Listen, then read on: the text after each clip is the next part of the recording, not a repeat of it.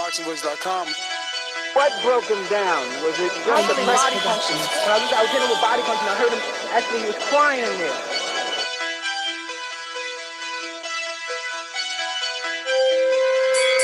You were saying that Biggs was crying when you hit him? Yes. When did that happen? And perhaps the fourth round on. ThaBoxingvoice.com. So that you knew you had him by that time. Absolutely, but I knew he was tough and taking those punches. Productions.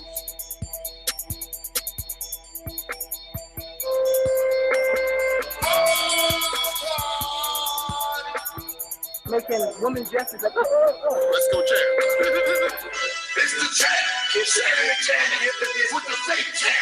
With Cali, Miami, let's go. ThaBoxingvoice.com. I'm a team like he's a C-plus fighter. I'm a dominate. I'm a dog fighter. I'm talking about punishment. We're going to punish you. Yes, BoxingVoice.com. We are live, ladies and gentlemen. It is not a dream.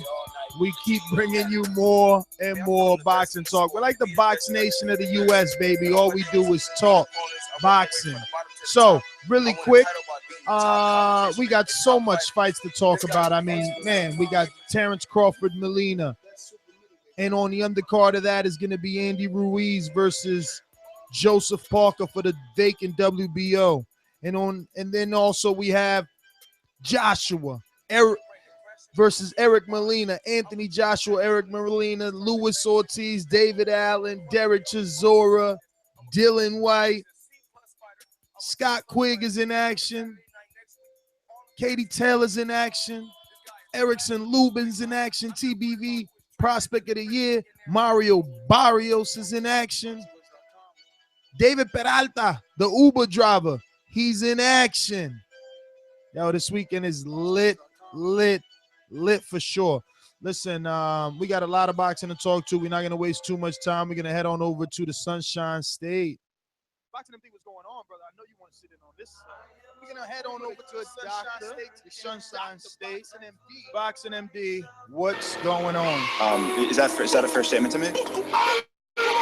You have to be honest with yourself.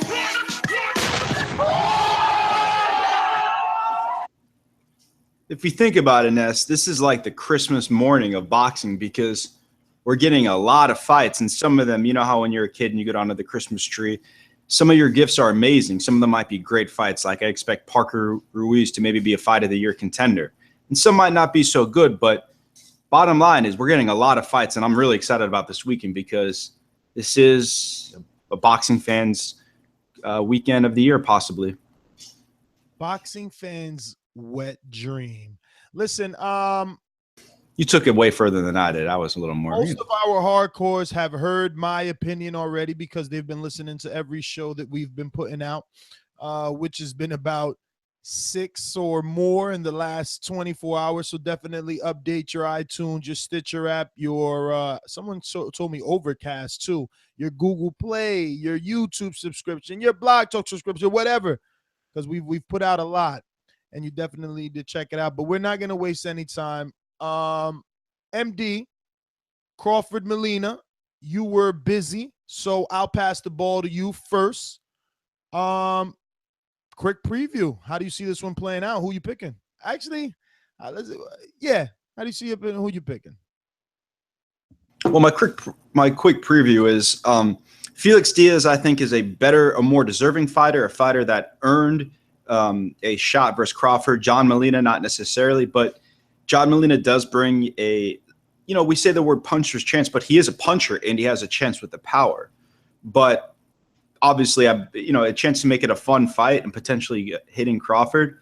But I don't see him being successful with that game plan, especially since I think sometimes he chooses to box like he did successfully, though, against Ruslan Provodnikov in his last fight.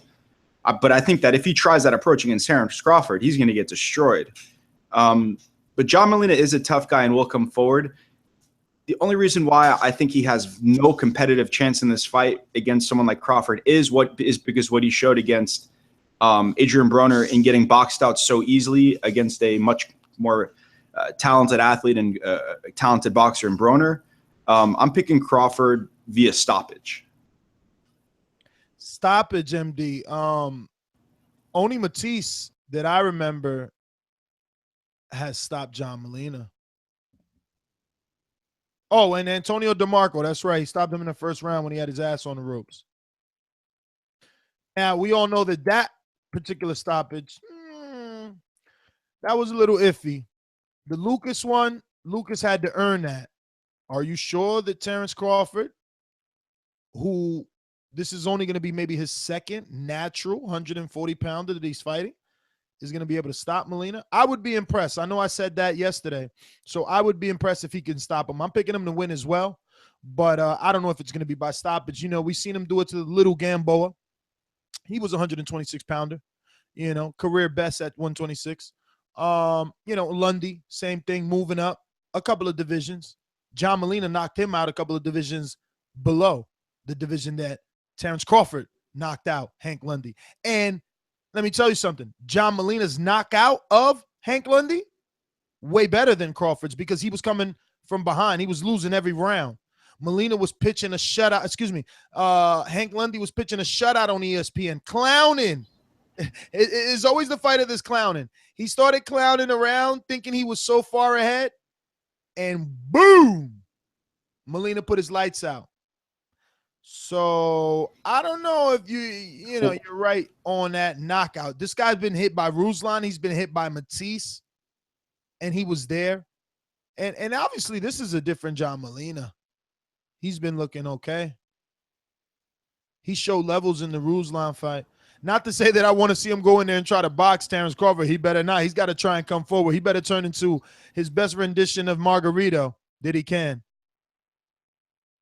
But you're not. But I assume you're picking Crawford pretty confidently via decision then. Absolutely. Yep. Via decision, yes, sir. Yeah, and here's the thing. Like, you know, I just think that Crawford he hits harder than Broner, in my opinion.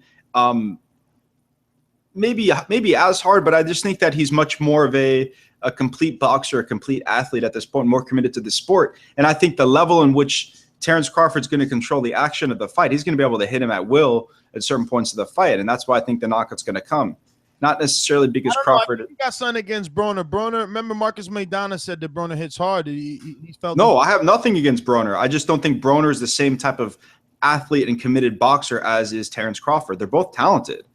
But, you know, Broner's had issues outside the ring. He's definitely not the same athlete. That we don't have to argue, but that has nothing to do with the power. Talent. I mean, like Broner was like, you know, he's like a sports car that hasn't been refined. And Terrence Crawford is that sports car that's been refined, that he, you know, is active. He seems to be in shape, seems committed, seems you know, Broner clowns guys, but Crawford does it with skill. He just embarrasses you because his level of boxing is so much higher than his opponents, which is what he did against Postal. He didn't necessarily have to showboat. He just showed the boxing fans that he is at that level. So if John Molina is going to try to fight, I think that he's going to leave himself open because he gets hit to get knocked out. So that's why I got Crawford via late stoppage. Now, on the undercard, there's a few fights. I know you're going to be excited to talk about that light heavyweight division. The possible opponent of Sergey Kovalev, Shawnee Monahan, he's going to be in action versus Fernando Castandena. Who are you picking in that one? Obviously, you're being disrespectful to Kovalev, but I'm picking Shawnee Monahan in that fight. His opponent is, I think, a stay busy fight for him to get a big fight because it's about time Shawnee Monahan gets tested against an upper opponent because he seems to be losing some steam as far as his popularity goes. Am I correct with that? You are correct. Well, not really losing popularity. That's what he does have, you know. But he will be losing. But you become lukewarm when you're the same product. When you know, like, you know what I'm saying? Like, you know, how often are people going to be coming out to you, seeing you beat guys you're expected to beat in, you know, reasonably impressive fashion? You know, it's about time. Boxers have to challenge themselves sometime soon. And, you know, I want to see him fight somebody. Nah, I totally agree, man. It's about that time. And I wasn't being disrespectful for Kovalev. I'm saying Kovalev's coming off a loss.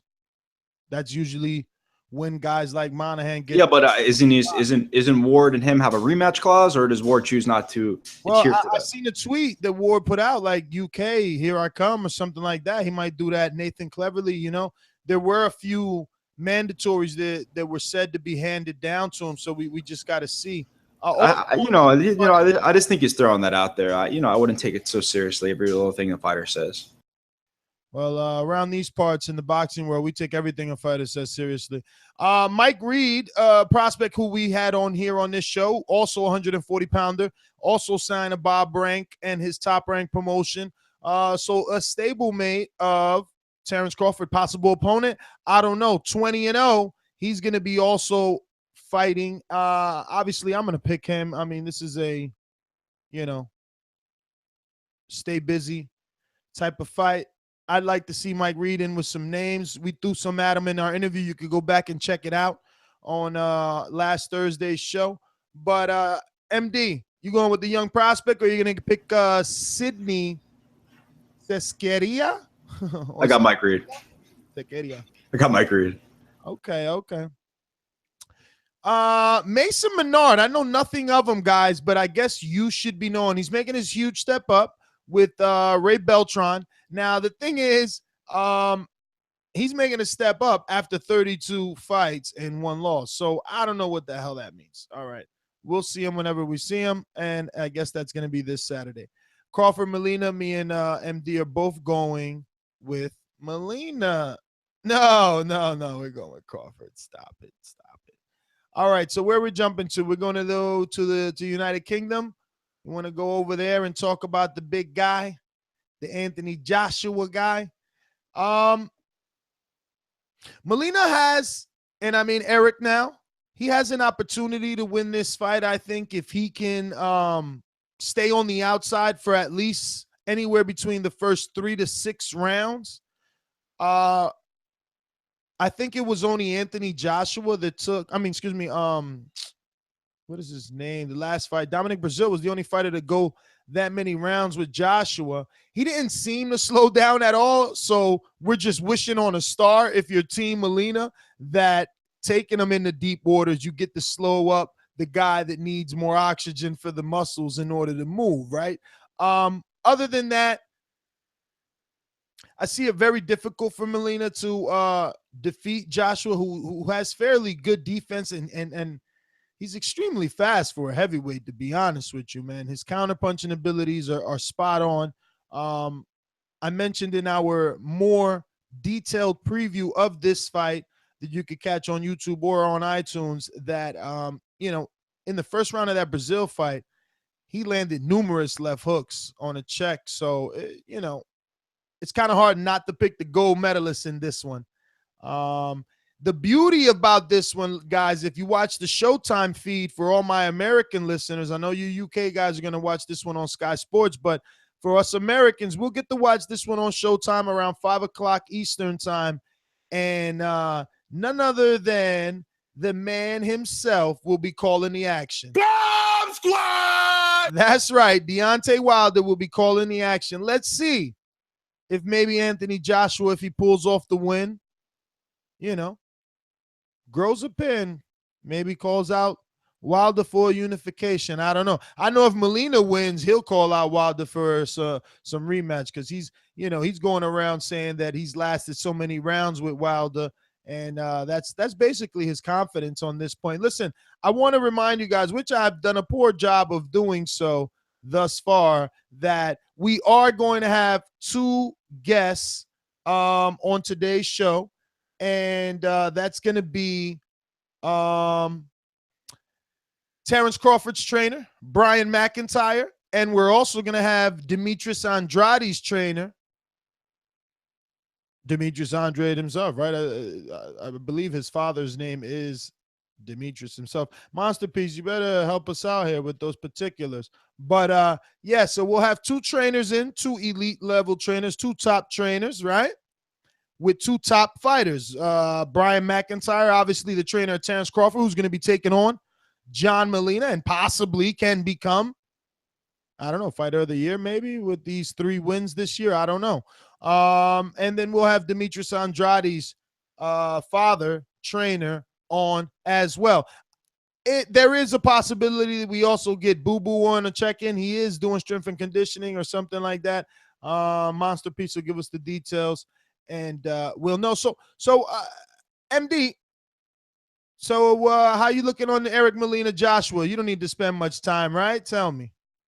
This is not one for you. Yeah, you guys could check out our preview show to hear the detailed breakdown. But I got Joshua early, 3rd round knockout.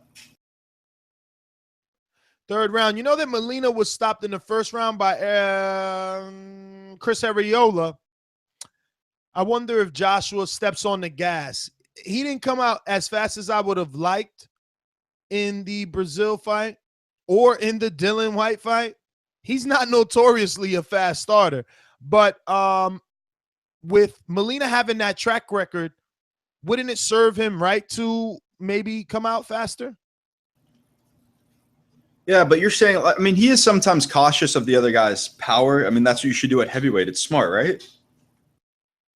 I mean, you're right. You're right. You're right. Listen, if you're watching this on YouTube, hit that thumbs up button. And it seems like a lot of you don't know, but you need to refresh your iTunes or your TuneIn or your Stitcher apps, even your subscribe here on YouTube, because you should have been getting some ping notifications. We put a lot of OT in, so make sure you check it. So now on the undercard of Joshua Molina, since we're both picking Joshua, there's the interesting fight that has made itself interesting due to extracurricular activities outside of the ring. Derek Chisora and Dillian Whyte. Dillian Whyte, we know him here on the show because he's a victim of Anthony Joshua.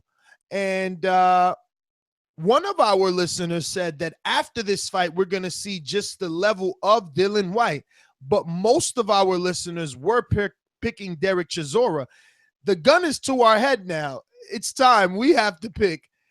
I really don't know because, to be honest with you, outside of Derek Chisora being such a badass bad guy, he's like the Vin Rames of boxing. You know what I'm saying? Anybody doesn't know Vin Rames, I mean, he played on Mission Impossible with Tom Cruise, and check him out on Baby Boy. That's the version of fucking Derek Chisora that he is, right? So other than that, though, But do you think he suffers from the same thing that Hank Lundy does, right? Hank Lundy is one of the baddest motherfuckers off. Well, outside. Exactly. But then in the ring. Lundy suffers from being 135 pounds. I mean, Chisora's 200. Well, I'm just talking about, like, a dude who always talks the talk and, unfortunately is not able to walk the walk, right? And I'm picking Dillian Whyte. Not to necessarily. I'm not necessarily to beat him like impressively, but I think he's going to be able to win a points decision, because I don't know if Derek Chisora at this point of his career has the boxing ability to go 12 rounds in a fight that I think Whyte's going to be able to win, outboxing him. MD, you shock me. But again, is it the eye test here, my friend? Because I don't know. Chisora's been in with some serious opposition. It's not like he's been beaten by the Mickey Mouses of the world, okay? He lost to Tyson Fury, who retired as the undisputed. He lost to Vitali. Wasn't it Vitali or Latimer? Either way, he lost to a Klitschko, and he lost to, I don't know. He probably lost to one other guy in between there. Who was the other guy? I don't know. Where's Steven when you need him? You know what I'm saying? Yeah, man. I'm going against you. This is the first time we don't see eye to eye. I'm going to go with the old guy. I know he's old.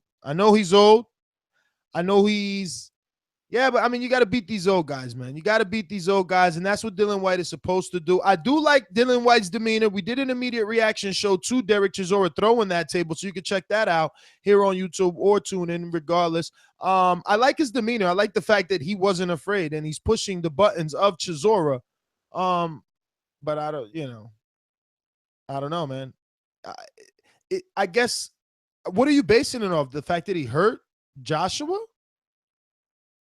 Or just youth? I think youth, eye test, not the fact that he hurt Joshua. I just think that I just see Derek Chisora not having enough left at his age to beat Dillian Whyte, who seems to be a reasonably, he's a good British level heavyweight. Well, he's one of the better heavyweights they have over there. And I think that his youth, his age, his athleticism, at this point of his career, he has enough to win a points decision. You know, I don't necessarily rate Dillian White necessarily going to be competitive against someone like Wilder or maybe the winner of Ruiz, but I think he has enough right now to beat Chisora at this point of his career. I don't know. I just have a feeling. I've only seen a few of Dillian White's fights. Obviously saw the Joshua fight, and I haven't seen him fight since. So, you know, that's what I see. I did not see his last fight against Ewan Lewinson, and that's a British level fight, and we don't necessarily have access to those fights as easily. Now, obviously, I'm paying a little more attention to them, but did you see his last fight, Ness? Dillian White's? Yes. Yeah, right. Okay. Who'd he fight? Exactly. No, seriously, who did he fight? Ian Levinson. Yeah, no, I didn't see him, man. Or Lewison. Ian Lewison. Dillian White, because our UK listeners who call in, they insist that he is a decent heavyweight. So we will see, you know.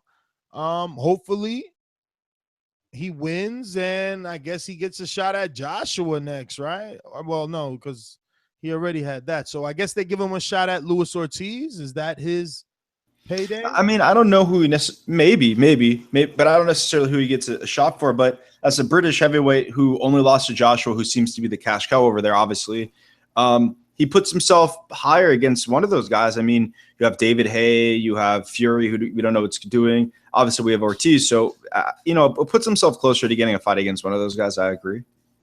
Yeah. So the other fight to mention is the Conception fight. So I don't know him well enough, but I've been told this is one that needs to be watched. So I'm passing that information on to you guys. Hopefully you have the ability to watch this one. Obviously, it's not going to be on any U.S. television. So Tiger Stream it up or however you do it. Moving along to the card, the main event of what is like the fight, one of the fights on this main event, on this card is what I'm interested in. That's the Jamel Charlo, Julian Williams fight. But the main event is Jesus Cuellar versus Abner Mares. And I don't believe MD is going to be picking Abner Mares. So, MD, how's it going down for you? Here's the thing about Abner Mares. I think he's a good fighter. He's talented. He's just really small. And it was more than apparent when he fought Leo Santa Cruz, who, I mean, it was his size. It looked like there were two weight classes that separated them, not just one. So, and Cuellar has power, and we forget that. What's the name of the guy who knocked out Abner Mares? Johnny Gonzalez. Yeah, Johnny Gonzalez, the guy who was knocked out by Gary Russell Jr. I don't know. I see Cuellar bringing power and getting I don't know if he's in the underdog, but I see him stopping Abner Mares. I see him with a knockout win. Yeah, man. When you think about it, I know you and I believe it was you and I were talking about this one, and no, I think I was on another show and I was talking about this. The point is, when I started to do the research, ever since Johnny Gonzalez knocked out Abner Mares, he hasn't really faced a puncher. You know, as good as Leo Santa Cruz is, he's not a puncher. And Cuellar is a puncher. Now, how well of a puncher or how good of a puncher is he? Or is it just good promotion? He knocked out guys he was supposed to be knocking out. Damn, where's Steven when you need him? But I believe he knocked out Juan Manuel Lopez and Victor Chinian. Someone else that was already chinny. Oh, yeah, look, Victor Chinian. Like, Victor Chinian's already chinny and pretty small. You know, was a guy that when he was... Except I would say when he knocked out Lopez, that was a good win, though. I mean, that was a few years ago, right? Look, I just know Darchinian was coming. I mean, Darchinian was his best at like 115, 112, you know, not even 115. So, like, Wama has always been chinny. I mean, they invented the nursery rhyme "Hairs on a chinny chin chin" off of that dude for real. Okay, so I don't know what Cuellar is. You know, every Argentine that comes to America, they want to bill him as a fucking power puncher. This is the first time with David Peralta, the cab driver, that they didn't bill as a power puncher, but that's obvious, right? Because he ain't got the power, even though he did do some damage to Robert Guerrero. But yeah, man. I don't know. What do you think? You think that the power is real? Obviously, you're picking by knockout.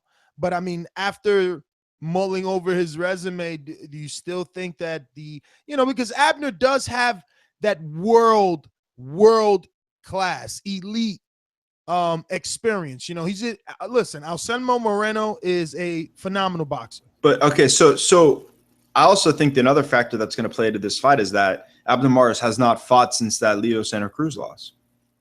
Very true, which is about over a year, right? It's been over a year, yeah. That is a long time to be out of the ring. And then come back with a guy as dangerous as Cuellar. Now, how long has Cuellar been out of the ring, though? Because he's been waiting on Abner himself. Last fight was versus Jonathan Oquendo. Okay, so they both have about the same layoff, but again, I think the difference is that Abner Mares is, towards the end of his career, moving up. He's been knocked out at the highest level. I'm picking Cuellar because I just think Abner Mares should move back down to whatever weight class he is, because he's like 5'4", and it's hard sometimes these guys moving up weight classes. That's why it's tough. We'll never really see Roman Gonzalez move up much past where he is right now because, when you move, like, I don't know, I feel like there's just like a human size difference between the dudes who fight at like 118 and that, 118 and below, and like the guys who fight at like 126 and above. Like, you know what I'm saying? Like when you look at someone like Guillermo Rigondeaux, I'm not talking about skill, I'm just talking about physique. And you compare him to someone like Vasil Lomachenko, who started at about 126 and moved up. There's just a difference in size of a person, and it's rare that we see a dude that is 5'4" beat a guy who's more like 5'7". It's very hard. Your range, your body frame, it's hard to generate power against a dude who's just much larger. I agree. Yes, it's just simple biology. That's all it is. Cuellar is 5'6", and Mares is 5'4". Now, Mares is punch resistance, man. That's what I don't like. And like I said, since the Johnny fight, he's had kind of not much of anything. Now, both of them went the decision with a Jonathan Oquendo. That's what I'm saying. And this guy, Cuellar, he fought him recently, right? So is his power real? I guess that'll be seen Saturday, right? Yeah, man. So now let's go to the real tough one. This one's so tough to pick, man. So tough. Oh my God. It's 7:30. Be on the lookout, Steven, for Monster Piece, because we're gonna have, you guys need to be hitting that thumbs up button, because we're gonna have Terrence Crawford. That's right. Terrence Crawford's trainer. He's going to be on the show. And Terrence Crawford's fighting Saturday in this big fight where he's putting both his belts on the line. TBV got you his trainer. Show some love. Hit that thumbs up button, whether it's the future, present, or past. That's what you got to do around these parts. Monster Piece. Steven is there. Contact him. MD. This one is the tough one. So I want to know who you going with. Because all you boxing hipsters, and I'm putting you in that bubble, you are a little hipster on the low. As much as you'd like to deny it, you know that you are. And most of them have been picking Julian Williams for years now, right? So, but now the day has come. Thursday is prediction day, and these picks will be finalized. There will be a list to check off on Sunday, and that crow must be served. Are you going to go with the heavily touted prospect in Julian Williams over the proven champion in Jamal Charlo? No, actually, I mean, I don't know. Like, it's funny. I was thinking when this fight was made that Julian Williams seemed to have the skill set to be Jamal Charlo, right? And the more I was thinking about it and the more I was assessing his fights, I mean, I really don't think Julian Williams J-Rock has proven enough to beat Jamal Charlo, which is why I think when this fight gets tough, and this will be a tough fight, a really technical fight, a really tough fight, because I think both guys really have a lot to gain upon this win, right? And this is the two guys, Julian Williams or Jamal Charlo has said, like, I don't know why I'm fighting this dude. It doesn't have a name and he's undefeated. Like, I mean, both guys have a chance to really put themselves at the top at the 154-pound division. I don't think Canelo is fighting any of them, so it's irrelevant because I don't really consider him in that weight class, right? So for some reason, I got Jamal Charlo winning on points. Wow. Steven, are you ready for us to give you the list? Yeah, I am. Go ahead. Hit me. All right. So for Crawford, Molina, we both have Crawford. And I have your picks on the Joshua. You guys both got Joshua. MD is picking White. You're picking Chisora. Yep. MD, I'm assuming from what I heard, MD, you're picking Cuellar? Yeah, by knockout. By KO. And he's picking Joshua inside of 4. All right, and what about you, Ness? What are you picking for Cuellar? Well, no, what about Cuellar Mars? I only go win and loss. I don't say rounds. I don't say knockout. Fuck all that. We just want but Cuellar Mars, who you got? Oh man, I don't know, man. You're trying to slide past that, huh? I was. I'm gonna be like MD though. They're both coming off layoffs. I mean, damn, Abner with the eye, but MD's Garcia. MD's right, man. Mars is as much as I love Mars and all that he's kind of done, you got to look at him as he's the one going out and Cuellar's the one coming up. Cuellar is hungry to kind of be on top. Mars has been there, and since he's fallen from it, he's just been struggling to get back to it / stay. Not stay relevant because he's always relevant, but you know what I mean. It doesn't feel like this is Mars's fight. This feels like it's supposed to be Cuellar's coming out party. Yo, shout out to Steven over there with the Christmas lights, all in the holiday spirit, man. I gotta keep it festive, you know. That's what I was doing, man. For our Miguel Cotto show, I had the Coquito out in respect of Cotto. But no, listen. So all right, so I'm gonna go with Cuellar myself because again, they strategically kept Mares away from punchers. And then he's been out for the year. Then he had the whole eye thing. I mean, I do like the confidence with Robert Garcia and all the time that he's been able to have with him, but I just don't think it's going to be enough when push comes to shove. So on a HBO undercard that will fall on the undercard of Crawford Molina is Ruiz Parker, which is going to be taking place somewhere in New Zealand, Auckland, New Zealand, I believe. But we'll get to see this on HBO. So set your DVRs because that Abner Mars Cuellar fight is going to be on Showtime, as well as Jamel Charlo's on Showtime, as well as the prelims for Erickson Lubin. Did you pick your Charlo? Facebook Live. Did you pick your Charlo? My Charlo. Damn, this guy's on me like white on rice over here. What's up with you, homeboy? Listen, I want to hear Steven's picks. Come on, Steven. No. I call Ness out. No, I call Ness out. But I want Steven hasn't made any picks yet. I mean, it's not fair. He's part of the show. All right. Okay. I got Crawford and Joshua with you guys. I want to root for White just because he only has the one loss, but I saw his last fight and he wasn't really doing much, and I've only seen his other fight against Joshua, so I don't really have a lot to go off White. Chisora, although he's known for losing historically, this is a toss-up for me. I'm gonna go White. I'm picking White.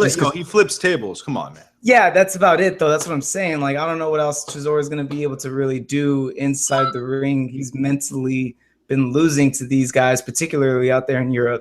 He walks into the ring with a bandana around his face, and I've never seen him knock anybody out. That's all. And I did read that story about the fight being in jeopardy of even going down. So, you know, there's that. I'm going to go. It's happening. Okay, good. Well, I think him doing the table flip is him trying to get into his head mentally because he doesn't know that he's able to actually beat him. So I'm gonna go White, Dylan White, the up and comer.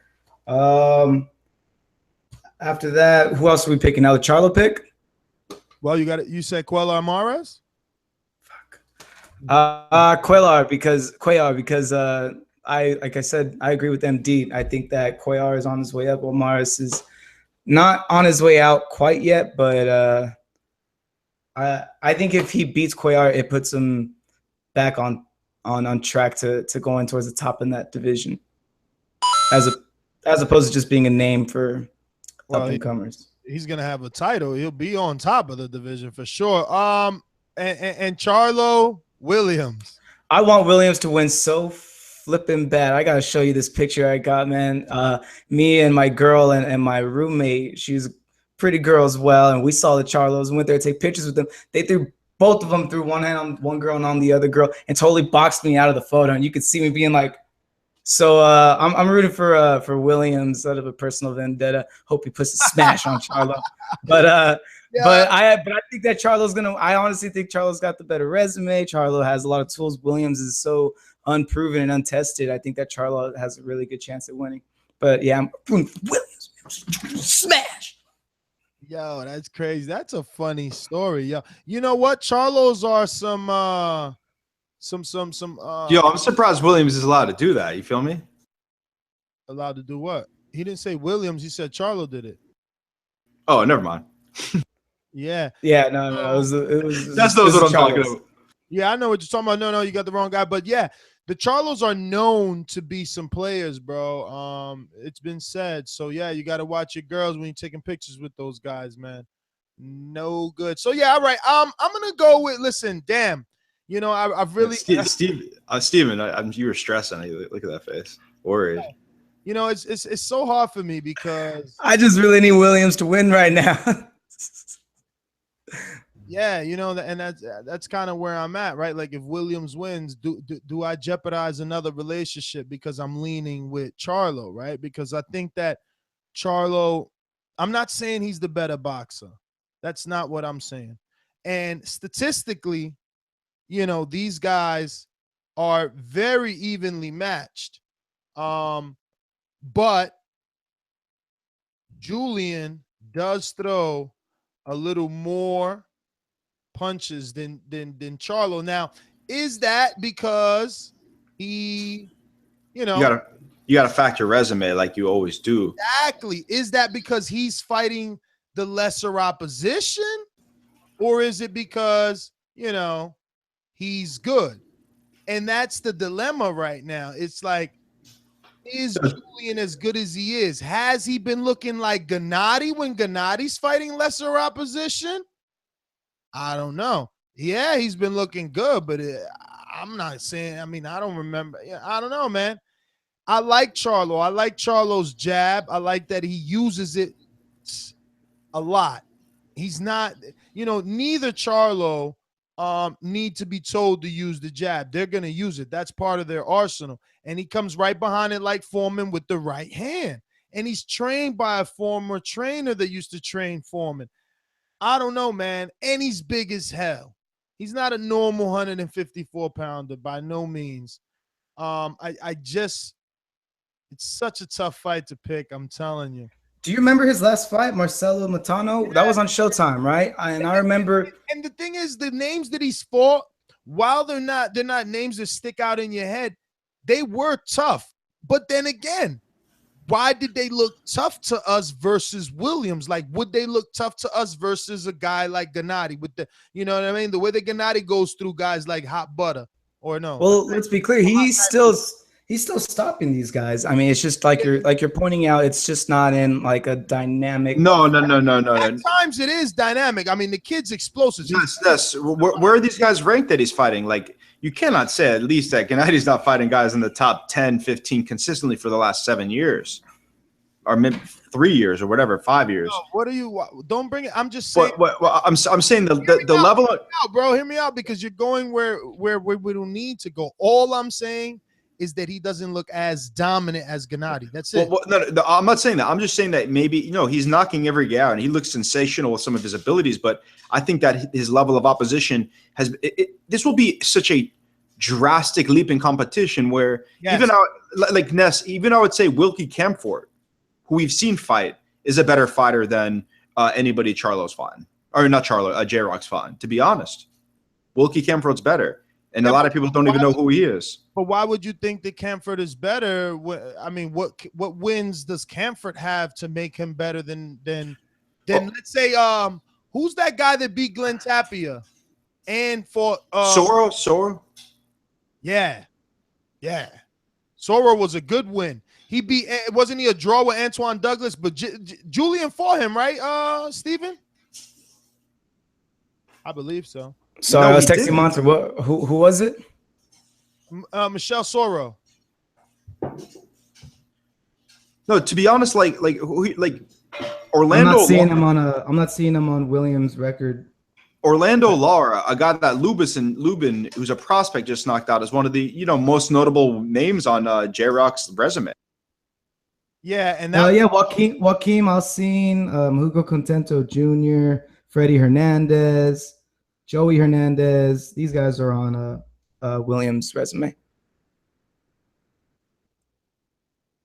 So here's the statistics right here that I'm telling you about, right? And obviously these are courtesy of Throwdown and CompuBox, leaders in CompuBox scoring and punch stats. Now, again, you see that Julian is throwing more punches, and that's what I'm afraid of. Because a guy like Charlo, right? Boxers, they always try to slow down the pace of a fight. That's what the jab is for, to nullify the guy coming forward.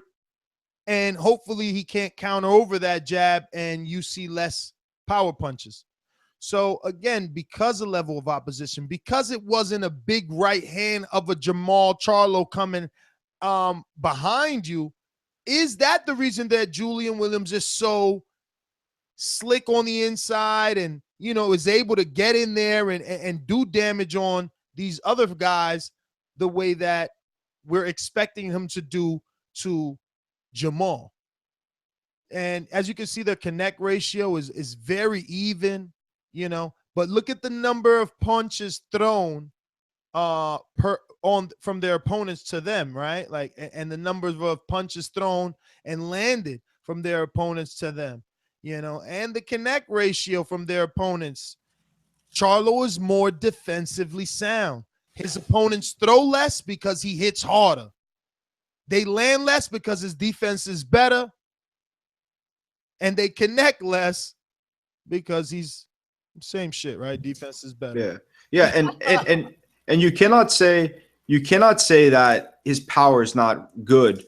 That he was, since he wasn't able to knock out Austin Trout, because nobody's knocked out Austin Trout, and Austin Trout has been in there with really heavy punchers, including Cotto, Charlo. All those are big punches, and I think Lara hits hard, to be honest. Yeah, no, Lara has decent pop. So listen, I don't want Breadman to hear that, or Julian Williams, or a bunch of other people that are running tell him. When I was saying that he's better, I mean statistically, that's what the numbers indicate. Obviously, these numbers are drafted up per their opposition. Saturday night is Williams' night to prove that he's on that level. His resume doesn't indicate that. The eye test is what does. The experts say that he's the one to pick. I've been touting the Charlos for years. Today and a couple of other shows throughout this week, since we've been doing so many, guys have been saying they've been calling in, first-time callers, 4 years. So they know I've been touting these guys, not just this Charlo, but both, when they had little box braids in their hair, bro. When both were trained with Ronnie Shields, before they were signed to Golden Boy or Al Heyman, when they were with Shelly Finkel. So it's nothing personal against Williams. He's going to have to make me a believer the way that most people want Gennady to make them a believer, right? So I'm going to go with the boxer in Charlo. Not to say that Williams isn't a boxer, because this is going to be the fight, man. This is going to be the fight. Hopefully it doesn't turn into a snooze fest, but you should invite your friends over for this one, because this one's gonna be fun. Let's get on to the Andy Ruiz. Wait, hold on. Did you make the pick, Charlo? Yeah, he picked Williams. He picked Williams. He's good. hipster. I told you that. That's what's up. No, I didn't. Oh shit, Charlo. No, I picked Charlo. Points. Oh, Charlo points. Copy that. Copy. He picked Charlo. Hey, Ness, you got my message that it's going to be Andrade's father / trainer that's going to be coming on first. We had a little switcheroo in the order of appearance of our special guest tonight. It was the times too. Damn. He's pulling an Eddie Hearn, switch Klitschko for Molina. Yo, according to a little bait and switch there, you know. According to our partners over at Throwdown, I just want to really quick, because we are going to move on to some other fights, and we probably won't get a chance to go back to this. But Abner Mares and Jesus Cuellar, according to the fans that use the Throwdown fantasy scoring app, which you could download absolutely free on the Google Play Store or the iTunes Store, 60% are picking Abner Mares. Are we the ones wrong here, MD? Because both of us picked. I'm pretty sure those type of fan statistics, they got like 45% picking or 65% picking like Amir Khan versus Canelo. So this, you know, I don't know. Look at the statistics there. They got 3%, which seems wise, are picking him to knock Cuellar in the first to 6th round. So that's a very low percentage. 10%, which seems not bad, are saying that he'll be able to knock him out between rounds 7 and 12, which is weird. They're trying to say his power carries late, or maybe the experience of Mars is what does it, and he gets Cuellar late. And 47 are saying decision. Again, that has to be based off experience. Are we wrong? Who's training Cuellar these days? Isn't it Freddie Roach?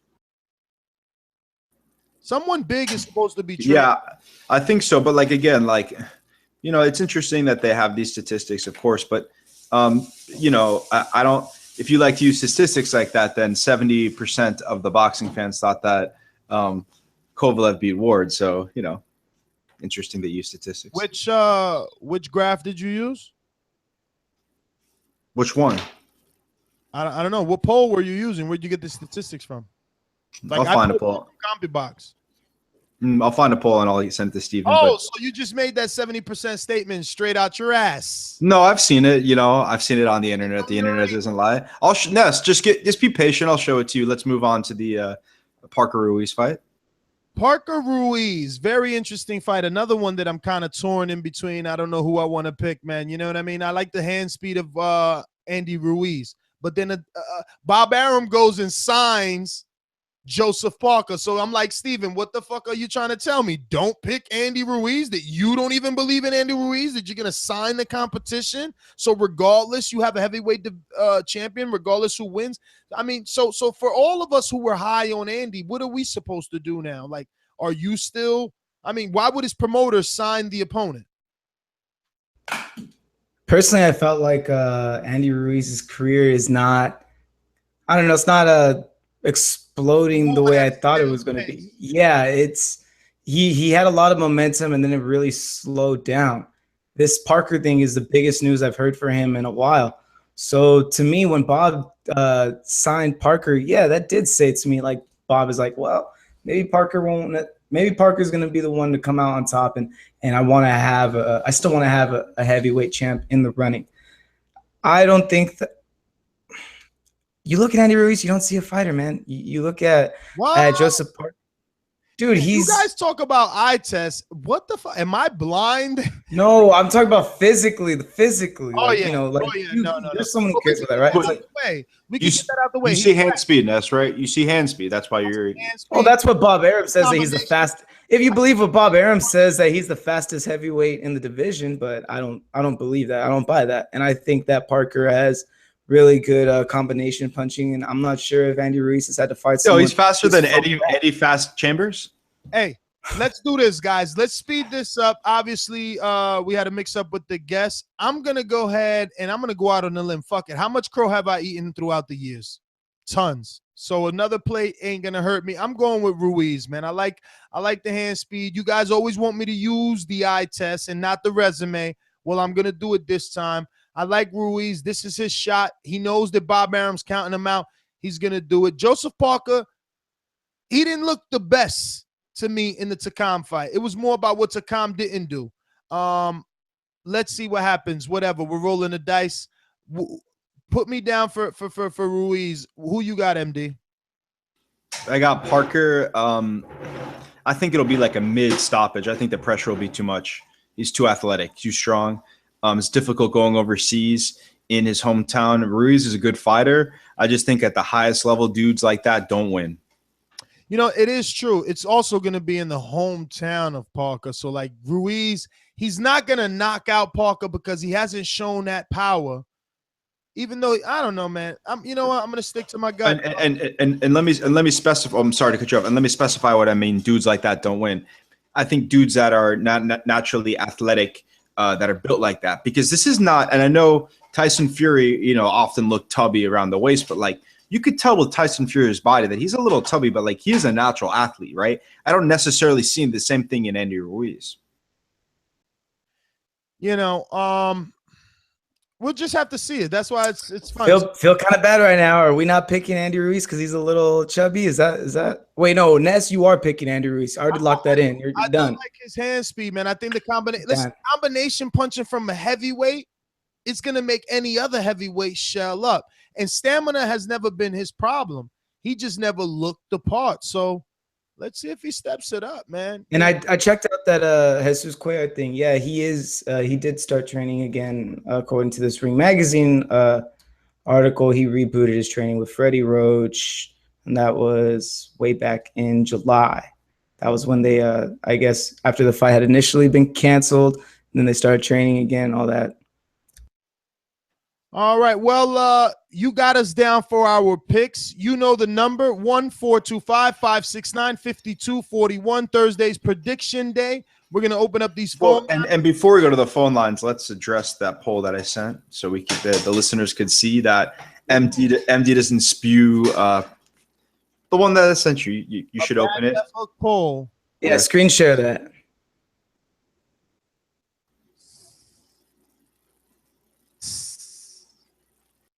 I don't know, man. It's me, Ness. Like, you know, if the boxing voice is the voice of the people and the honest voice of boxing, I think it's fair to show that poll. But it's not about. Just show the fucking poll. Hey, Chavez Jr. is fighting this weekend. Yeah. He's been training with Scott Quigg and but you sent me a web page, MD. Oh my God. Wait. Yeah, it's different to share it, my friend. You think I'm trying to not? Oh my God, Steven, is there a way to easily show it? Can you just? Okay, hold on. I'd love to do that, but right now, hold on, everybody. We'll get to that later. Paul is on the line right now with Monster Piece. We got to go to Monster Piece right now. Monster, are you there? Yeah, I thought I was gonna sounded like I was gonna referee a fight. Should I give somebody an 8 count? Give MD an 8 count. He keeps trying to spew this negativity that Andre Ward lost that fight. Who did you see winning that fight, Paul? Well, you know what? Unfortunately, the people who argue about it and fight the most about it is the fighters, but unfortunately, they have to point to the judges. The judges judge the fights, not the fighters. The fighters just do the fight.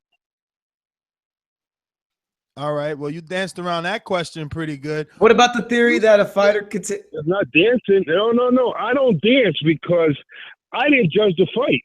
I mean, you can have your opinion. I can have my opinion. Now, both our opinions are only going to keep bumping heads. So what was your opinion? So why bump heads with you when I can?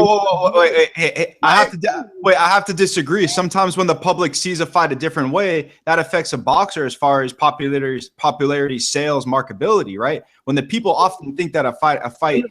Okay, put it this way: if you looked at how boxing is scored, for Andre Ward to have won that fight, he would have won 8 out of 12 rounds. That's all I can say.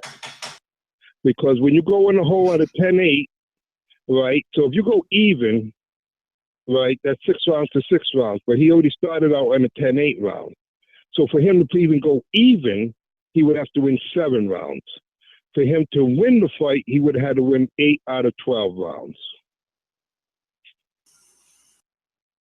Yeah, I mean, technically based on scoring, he could have won 7 rounds to 5 and won by 1 point, but you know, that's given the fact that no even rounds were scored. Not coming out of the hole with a 10-8 round. because to pull a draw, you have to have 6 rounds each. Correct. But in the whole 2 rounds. So to pull a draw, he would have had to have 7 rounds, and he would have had to have 5 rounds. To pull a win, he would have needed 8 rounds to 4 on the other side. yeah, now I hear what you're saying. So, and did you not see that happening? In your opinion? Of course, that's what he's saying. Well, I kind of dozed off through half the fight. I kind of dozed off through some of the fight, so I didn't see all the rounds. But I'm trying to say, in order for him to have win that fight, he would have had to win 8 rounds. Now, if the public felt he won 8 rounds, fine. If they don't, then they don't. Well, Ness, as the statistic, the poll that we just showed as the show, he doesn't. Somehow the judges gave him 8 rounds. He is the last American gold medal winner, So, we love our gold medal winners here in America. I don't know, man. It sounds to me like Paul didn't think Ward won and didn't enjoy that, but I'm just saying. No, I to be honest with you, what I saw, like I said, I dozed off 2 rounds. I was kind of tired that day. So, and I didn't rewatch the fight yet, which I plan on doing. But I'm just saying that Andre Ward would have had to win 8 rounds to have won the fight. All right, Paul, did he win 8 rounds? I don't know. Let's shift the focus to you and your son, Demetrius Andrade. What is the deal, man? This guy, he's like almost like James Kirkland, right? Like a guy everyone wants to see, but doesn't fight enough. Unfortunately, I mean, he's different than James Kirkland, where he actually can fight and wins big. It seems very hard for him to stay in the ring. And you guys re-signed with Banner, so what is going on? You're obviously happy over there. Well, at the end of the day, it's all about television, and sanctioning bodies. But television controls a lot of boxing. But why not sign? Why not re-sign with a promoter who has television dates? Golden Boy, Top Rank, Heyman Boxing, those guys have dates. Wait. They're giving those dates for certain fighters already. Those dates are planned out for fights.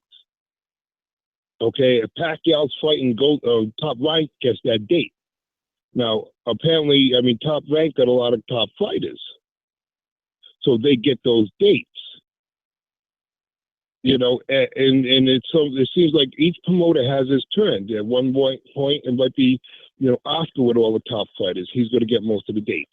Then it's Top Rank, or it's Thompson Promotion, or it could be DeGuardi or Banner Promotion. What happens is whoever has the top dogs get most of the dates. But TV controls who you fight and who you don't fight, because TV pays for the fights. Yeah, but Paul, one thing that's synonymous are the guys that are receiving those dates. Those names haven't changed. Al Heyman, Oscar De La Hoya, Bob Arum. Those are the guys getting the dates, the frequent dates. Do the Star Boxings and the Lou DiBellas get their occasional date? The Gary Shaw, they get their show. But obviously, but due to the fact that but if you were paying attention, due to the fact is, you reset you get new fighters all the time. And some fighters don't pan out to be what they're supposed to be. When they do, and you have a group of fighters, if you got 3 or 4 top fighters, you're going to get the dates.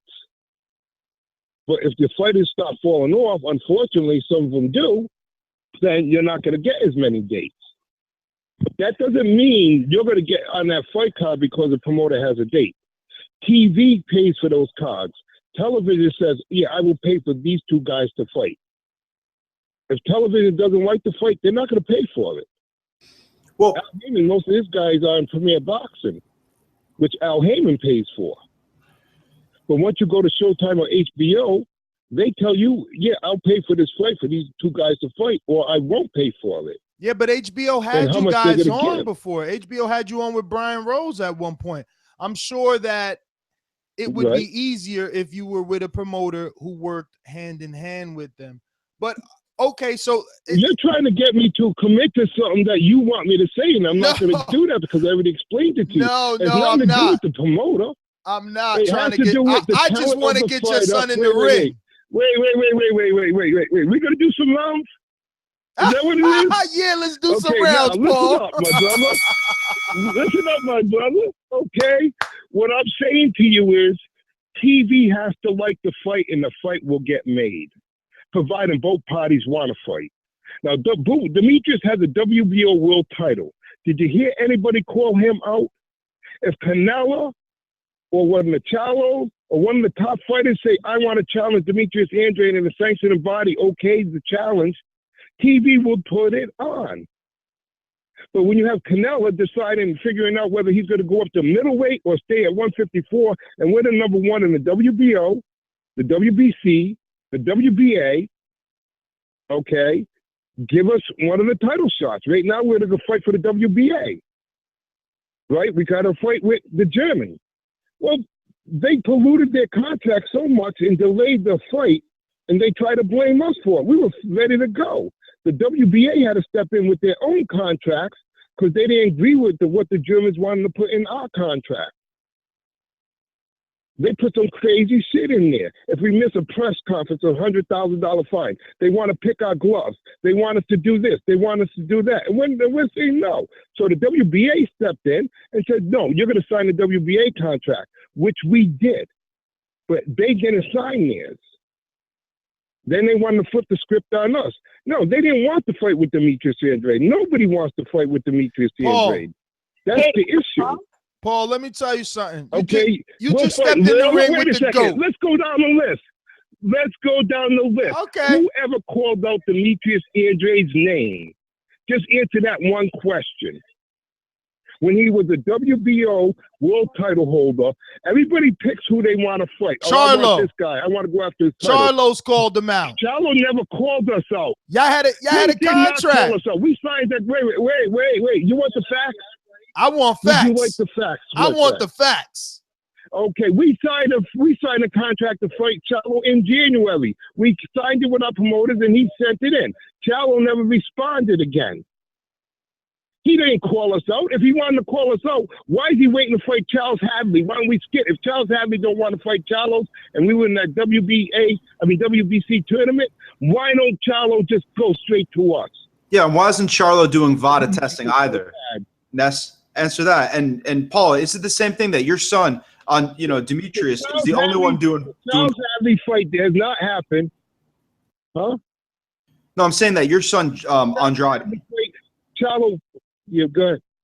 Charlo Hadley Charlo fight was supposed to happen. It was supposed to be a tournament. That fight has not been made yet.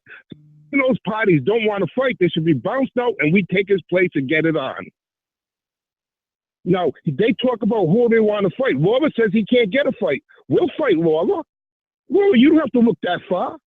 We will go with you, Laura. So why are you going to tell people you can't get a fight?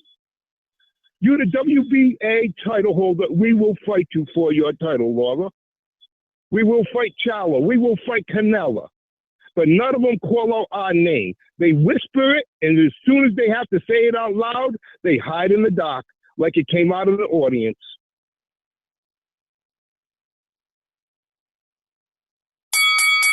Now you tell me who calls out his name. That was a long round, Paul. That's all I'm going to say. I'm going to tell you this. You're right about a few things. Nobody calls out his name.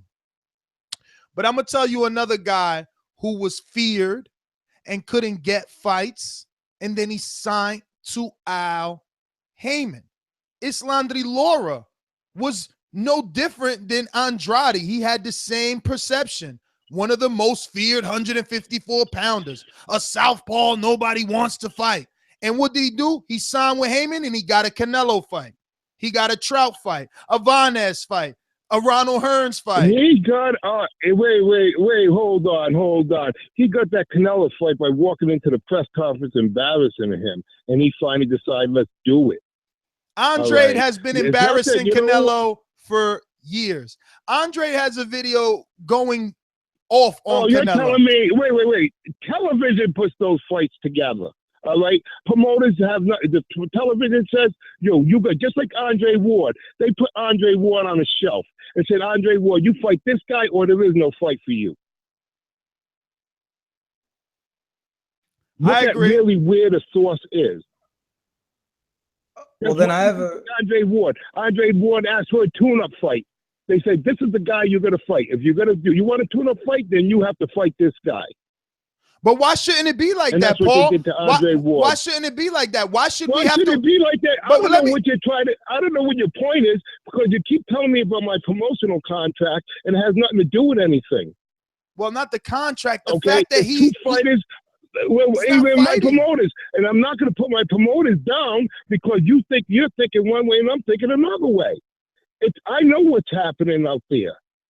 I know the facts out there. The bottom line is that the other guys want to fight. Paul, Anybody can put a fight together if two guys want to fight. Paul, don't take this the wrong way. This is not about your promoter.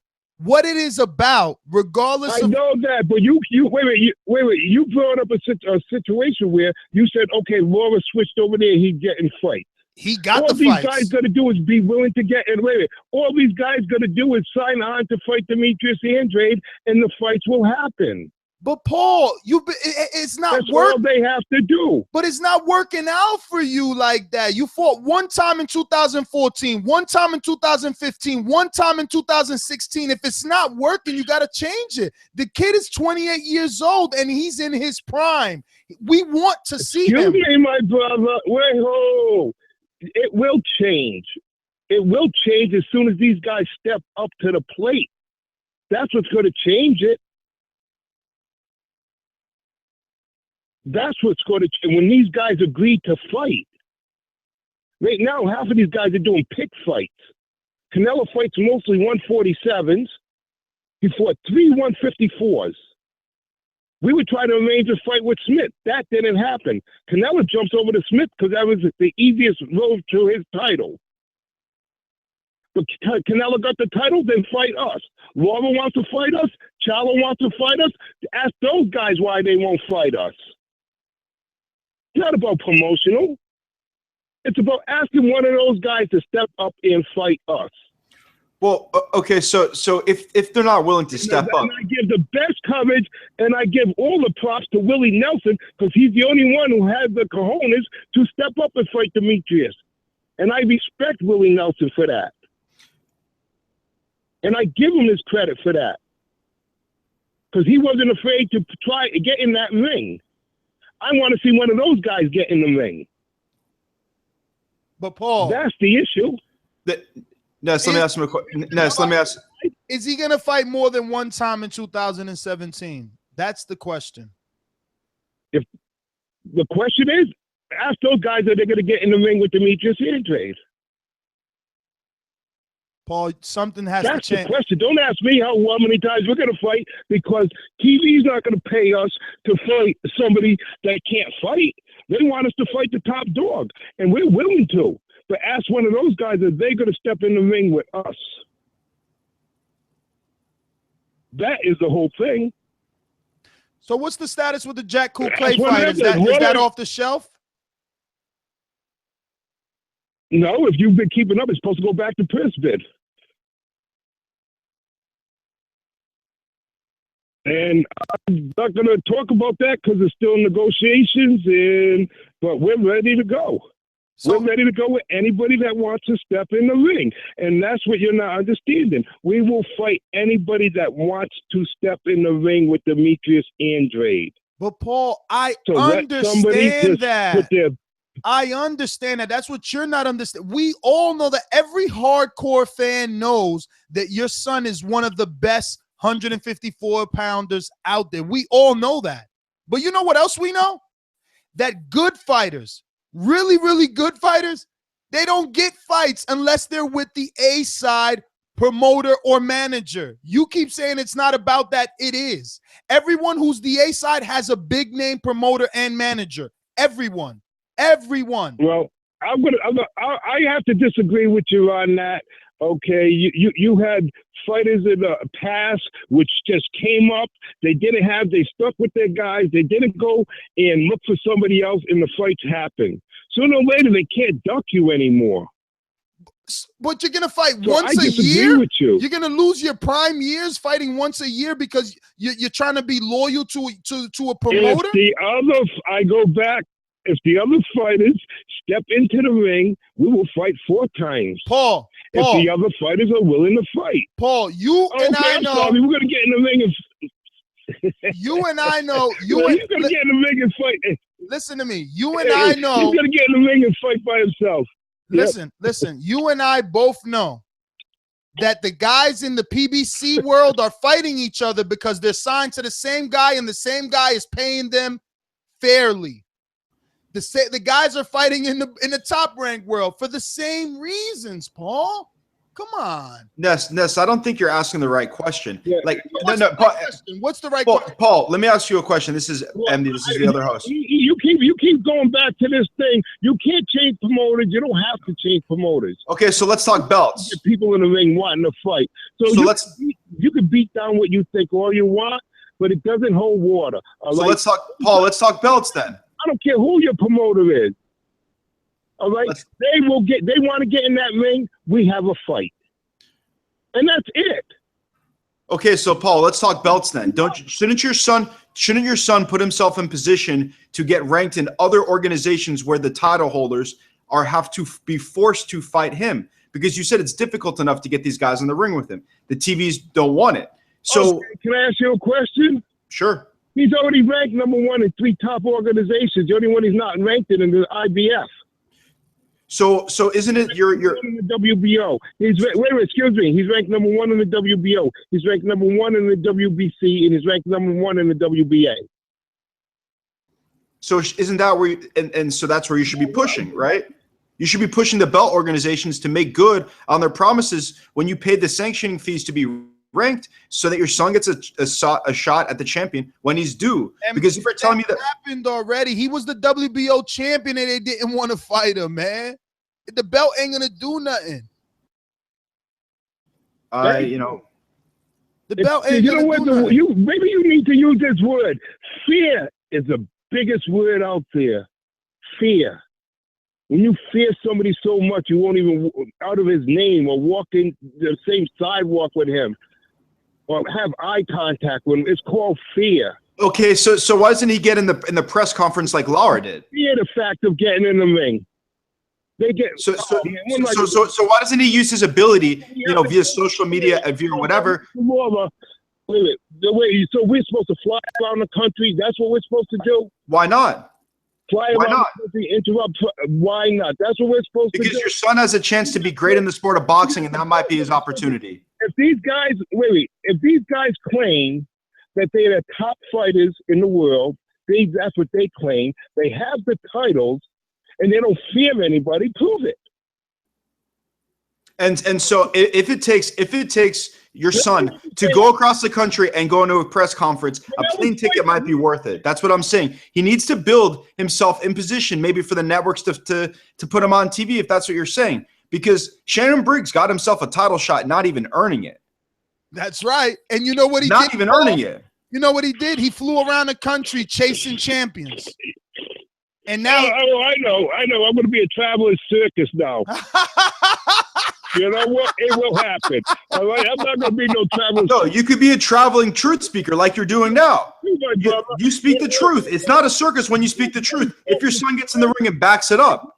Why don't you quit asking me questions? Why don't you ask the fighters that won't get in the ring with him questions? Why would you ask these other fighters why won't they get in the ring with Demetrius Andrade? Why are you asking me how many times he's going to fight?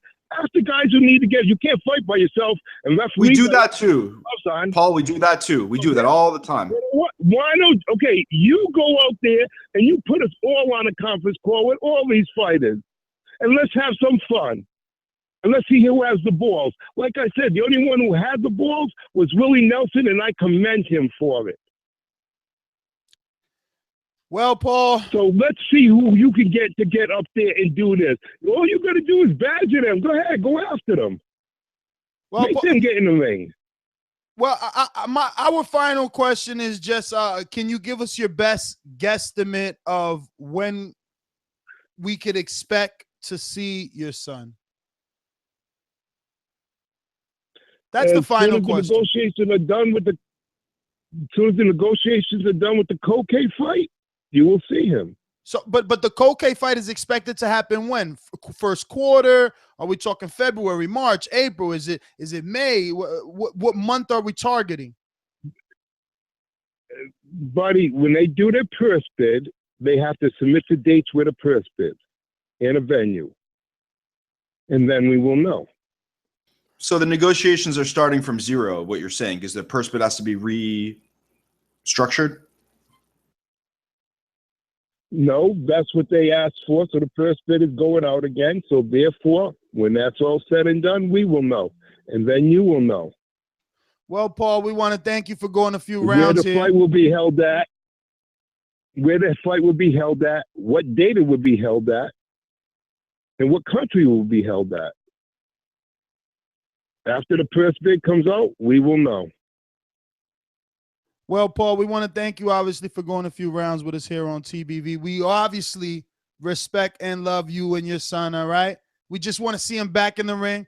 But I appreciate that. If you have any social media or you want to give out your son's social media for any of those listeners that are listening that aren't following Demetrius Andrade, you could do so at this time. Oh, yeah, he has a Twitter page and a Facebook page. So they can hit him up on that. And he would love them to hit him up, and he will respond to all that hits him up. Well, all right, Paul. I want to thank you again. Monsterpiece, thank you. All right, let's move on. We did finalize those picks for Ruiz and Parker, right? So we got to open up these phone lines. Steven, so you know what time it is. Steven, you pick.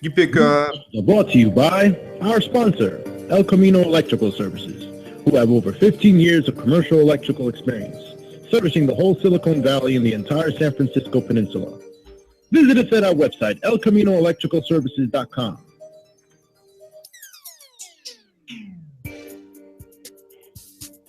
I mean, talk to us. Hold up real quick. MD, who did you pick? You're picking Parker or Ruiz? Because Ness has Ruiz. Who do you got? You pick Parker. Parker. Parker? All right. I mean. What about you, Steven? What about you?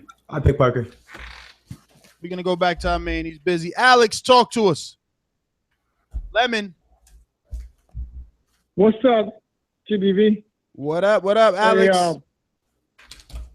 Hell yeah. I definitely want to call you my picks in. Hey, that was a great call, great interview. I love it that you guys are going back at each other like that. You were asking the right questions. I love it only happens TBV. What's up? I was just saying that kind of stuff only happens on TBV. Hey, by the way, brother, just so we can make this call official, I'm going to go ahead and hit the clock for you. Okay. Yeah. I like Demetrius Andrade, but he is like Christmas, man. He comes once a year, but he needs to fight more. I'm excited about this Saturday, man. Fights all day. I'm gonna buy an 18-pack. I'm gonna be in front of that TV from 2:30 in the afternoon. Watching fights. 18-pack. Yo. Whoa. A what? What do you 18-pack of what? What do you drink? What do you drink? I want to visualize this.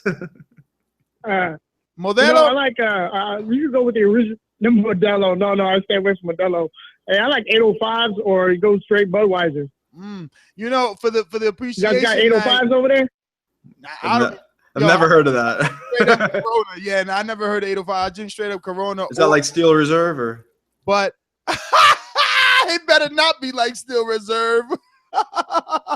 No, 805 is a Firestone. It's a California beer. It's over here. It's almost like an IPA. Exactly. That was the other one when So it's like Sierra Nevada or like not really like a pale ale. No. Yeah, no, it's a similar taste. It really isn't. It's Sierra Nevada is just an ale or pale ale. This is it's more an IPA. So it's right. So there is that difference in terms of bitterness. I personally like 805, but there's actually flavor. There's actually flavor in the beer, unlike a Bud Light. But I feel you. 18 beer deep. To the face though, Lemon, you're gonna be shit faced by the time Terrence Crawford fight. I won't make it, but we'll see. I got DVR. Hey, real quick, I seen an interview. Anthony Joshua 2 days ago said, that Wilder was the #1 heavyweight in the world. He said it out of his own mouth, just to let you guys know. You guys should always go back and check that. Yep. And then with Cotto, I'm done with him, man. He's a diva. I'm tired. I was tired of the catchweights before. I was tired of him holding the 160 belt, and him fighting Kirkland for $10 million. Man, it's whatever. But let's do my picks before I run out of time. I got Crawford over Molina. I got Andy Ruiz over Joseph Parker. I got Mason Menard over Ray Beltran. I got Abramatis over Cuellar. I got my boy J-Rock over Jamal looking bad against Charlo. I got Eric Molina versus over Anthony Joshua. What? And I got Chisora. Man, Molina got experience, man. Look at that resume. And then real quick, I got Chisora over White. I'm taking the cab driver over Abreu, and I'm taking Erickson Lupin. What's up? So, Sunday's Crow's Day, you know what I'm saying? Yo, he picked Dude, Yo, Eric Molina, if you listening, or Team Molina, yo, he picked you, so he's TBV, all right? So, you know, if he's the only pick I have so far from Molina. No one else has picked Molina. Yo, put at least like the cost of an 18-pack on that. Yo, dude, he picks that. You owe him an 18-pack, dude. Let me see who we gonna go to. Oh wait, hold up. I think we have Compa on the line, if I'm not mistaken. You're right. Where you at, Compa? Compa de Los Angeles.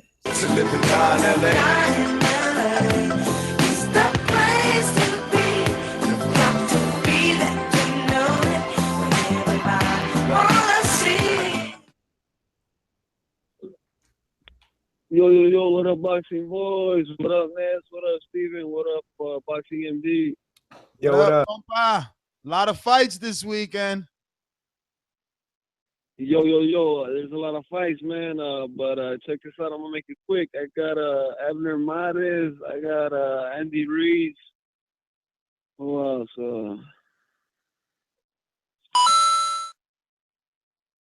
I'm feeling confident about Ruiz, baby. Dan, Compa dropped off. He'll call back.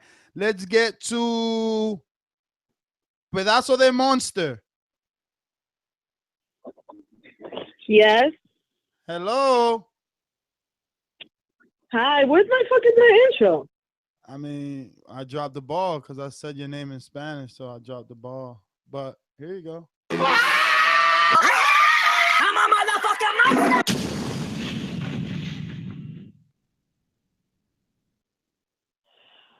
I'm going to make this real quick. Is it bad that I agree with Boo Boo's father? Yeah. That's because you always get chummy. You always get chummy when you schedule in the interview. Nobody wants it. Nobody wants it with my boo-boo. Nobody wants it with my boo-boo. You're crazy. OMG. Let me say, you're right. It is wrong for me to agree 100%, but it's not wrong for me to agree with where he's coming from. You got to look at it this way. What's ruining the sport? If it's a sport, if we could call it a sport still, what is ruining the sport today? Today, not back then. Let's not look at the past. Let's not look at it in general today. What is ruining the sport? A-side diva-ish fighters? The business. At the end of the day, the business is running the sport. And who's running the business? The promoters. They have to step up and fight at the end of the day. No, they don't. And sometimes the business doesn't No, they allow don't, that. though. No, they don't. No, they don't, Masterpiece. And that's what he don't want to understand. The world is moving on without Demetrius Andrade. What do you mean, all right? Look at his resume. They moved on. Absolutely. He's fighting one time a year. I get it. He fights like that for 3 more years. Nobody will remember him. No one will remember him. It won't matter how good he was. It won't matter how many people he beat in the amateurs. He done passed his prime. And if he continues in this way, that's what's going to happen, and that's going to be sad. And that's where you make exactly. And that's where you make sense at that point. That's where your point comes in, and it makes sense because you both made very good points. But that's the problem. He has to find a way of what he really wants for his son. Does he want to be stubborn and just sit there and say, okay, I'm gonna do it this way and that way either, or does he has to look at a gray area that is in boxing and say to themselves, you know, I want the best for my son. I'm gonna do what I need to do to make sure he gets the fight. And if that means getting a better promoter, getting somebody that will get him those fights, then I'm gonna do that. But hey, we just, you know, people got different mentalities and way of thinking, but I feel like you both make good points at the end of the day. Anyways, I got to get off because I know we're going to try to get Crawford's trainer in here. No. Hell no. It's Thursday. What? Joshua or Eric Molina? Come on. Oh.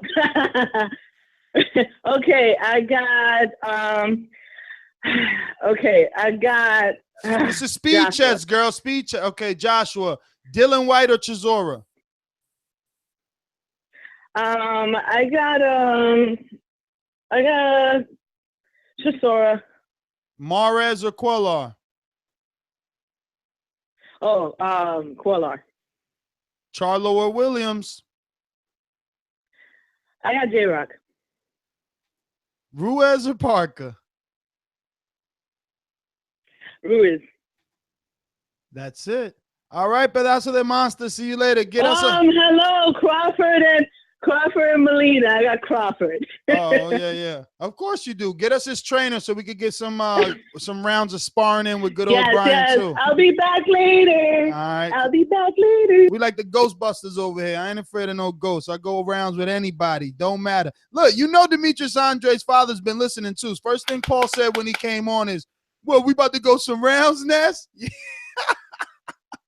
He knew them questions was coming. Let's go to Larry from San Francisco. Talk to us. He probably thought it was as easy to win as it is me versus you. Like, you know what I'm saying? He sees how easily I beat you. So. Sure, MD.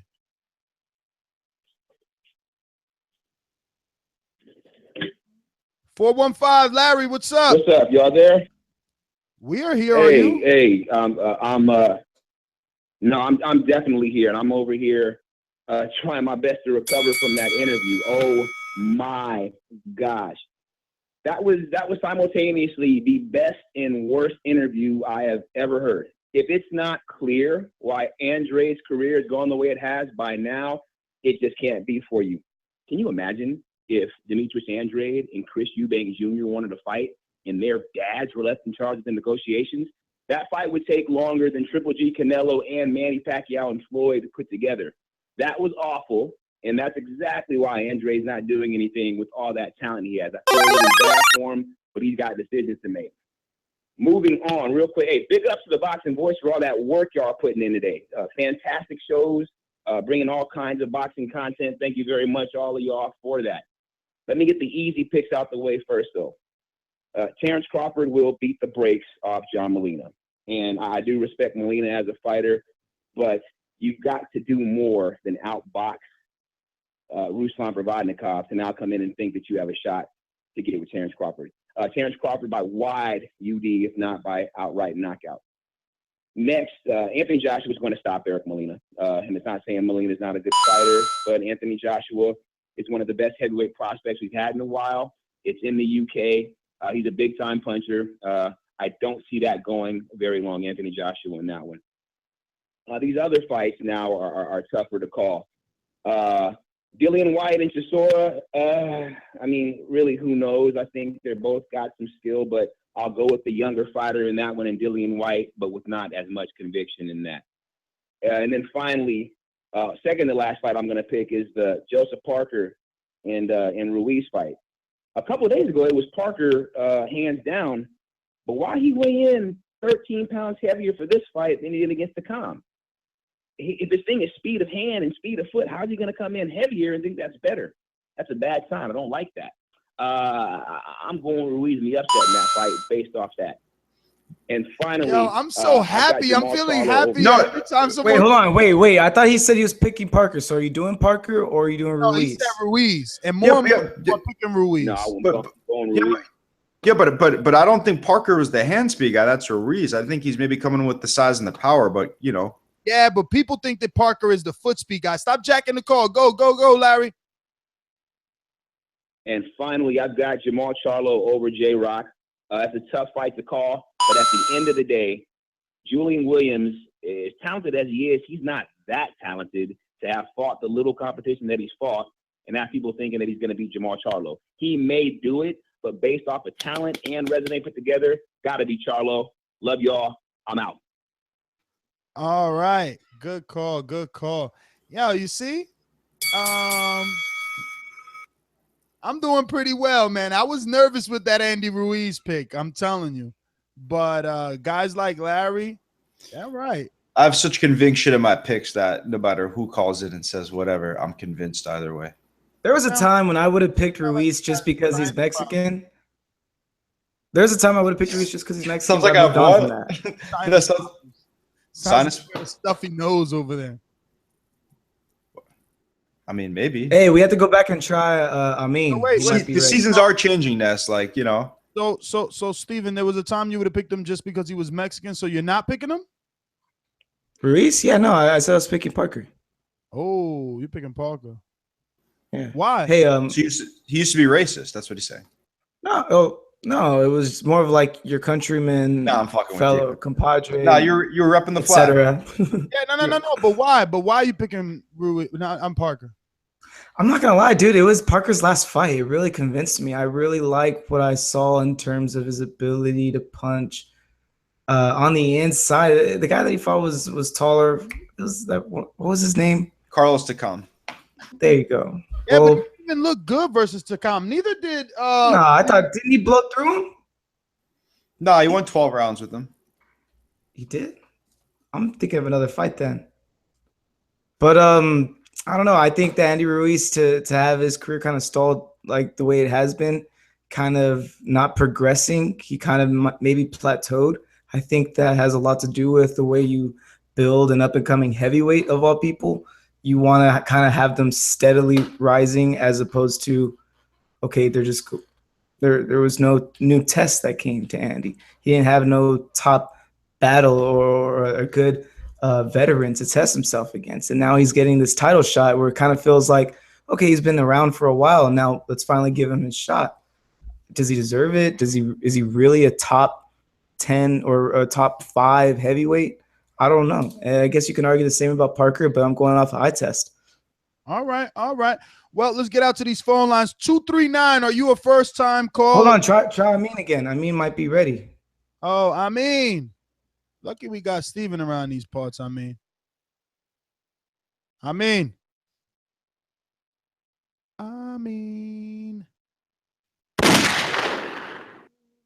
Shoot him. You know what should be shot? The lack of thumbs up. Everybody listening now, in the past and in the future, please hit thumbs up because it's an interview. It doesn't even like usually things take 5 seconds. This takes less than a second. So please hit thumbs up if you're watching. I know. All I can say is I know. So 239, once again, are you a first-time caller? No, what's up, man? This is Iverson, where are you calling in from so the producer can get it down? I'm in Minnesota now. It wasn't Florida. You gave me the tickets to the Sermon fight. You don't remember? Oh, I remember. Didn't we meet up in the stadium too? Man, I've been listening. Yeah, I've been listening, but I just, I've been calling, but I've been listening. I was following you on Instagram, but that shit made me feel bad for sitting on the couch, man. It's just like too motivational for me, man. So Iverson, so you moved from Florida or you're driving to Minnesota?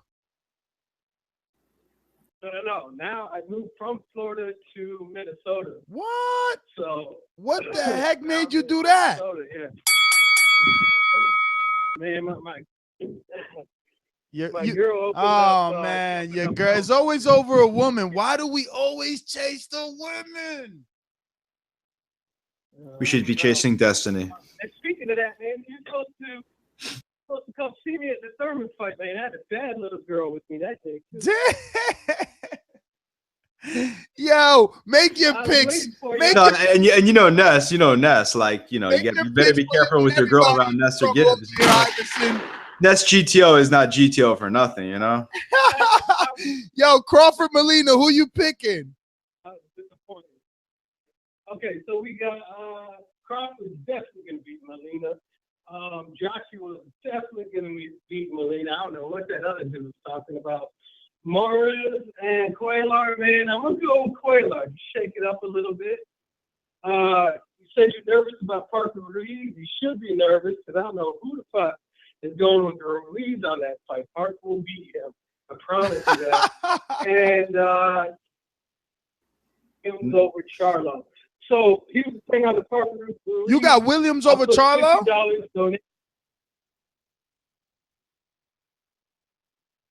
Williams over Charlo? Yeah, I'm going. Yeah. I like Williams, man. I think he got some nice movement. I think he can give him problems. Okay.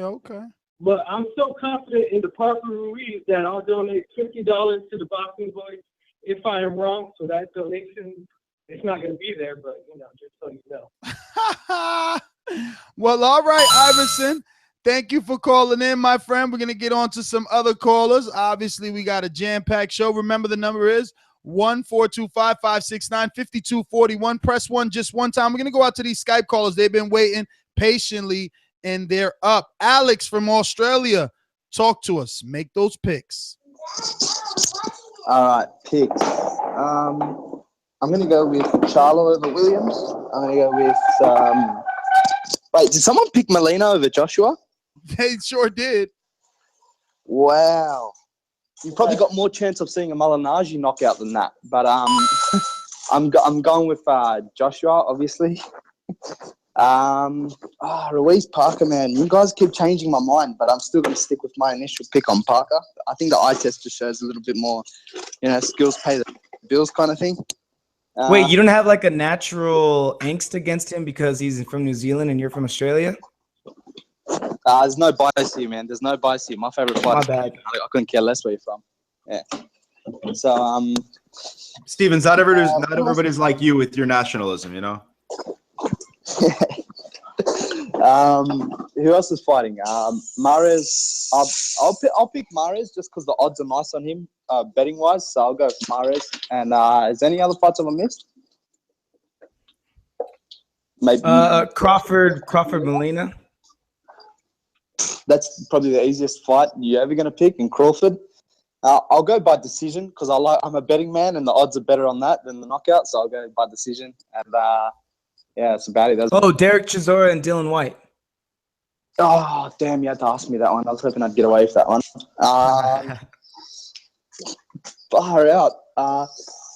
Like I said, I'll go with the odds. I'll go with Chisora. Copy. And caller, you mean by odds? You mean you're going for like you're maybe putting some money trying to get lucky, right? Because those are all, a lot of those are the underdogs, right?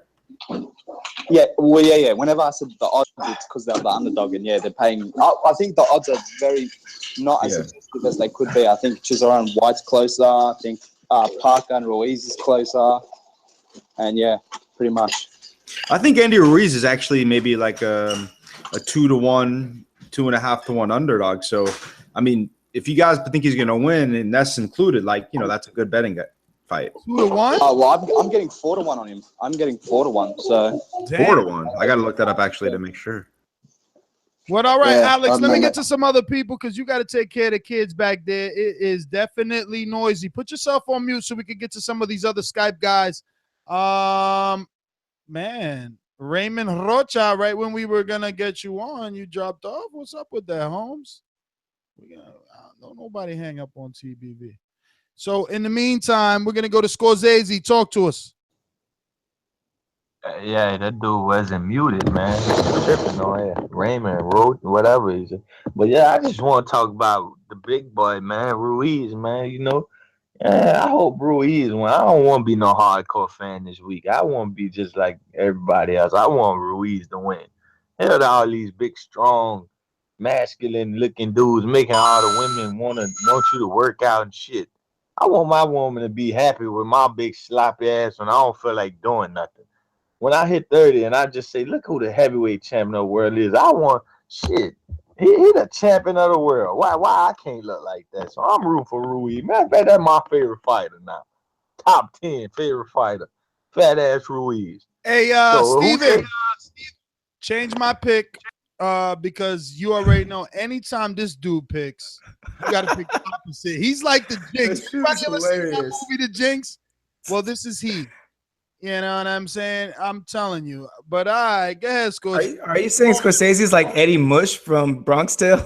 Yeah, man. If he's picking Ruiz now, we ain't going to win. No, but you know the funniest thing is I know Ness so well. I know why he's changing the pick, and it's not because of his pick. It's because he realized those odds were so wide. He was second guessing it, and he used this opportunity to. Not at all. Not at all. Honestly, not at all. It was more because it's like, yo, this dude is always negative. Always negative. So the universe ain't gonna give him anything good. Let's get back to him. What do you mean? He's looking at a fat dude and being positive about a fat dude's body. Let's get back to him. Let's get back to him. The man will speak for himself. Scorsese, what's up? All the reasons he wants to pick Ruiz. Look at what it is.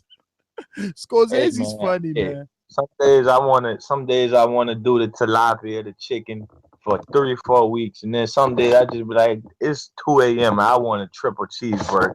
And Andy Ruiz make it all right to eat that fucking triple cheeseburger. I tell you one thing. He win them titles, we all gonna have some White Castles.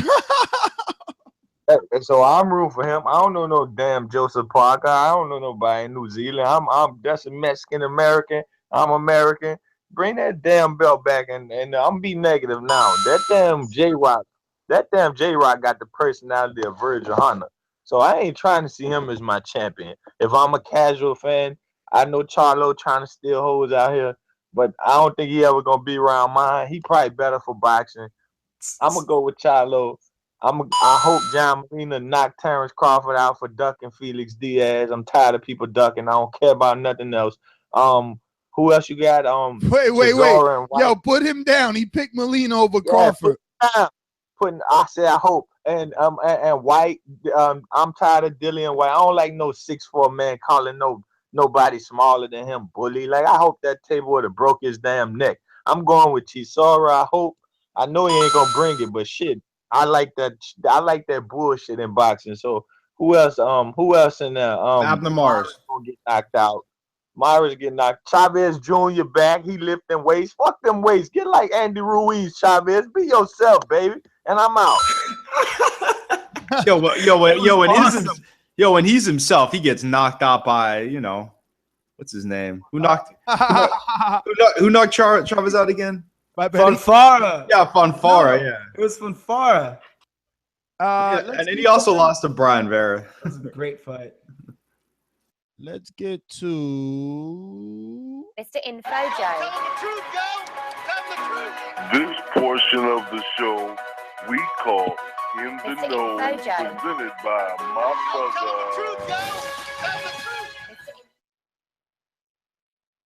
What's up, Boxing Voice family? Hit those thumbs up. Become a Patreon. You're listening to the Pound for Pound podcast in the world. What's up?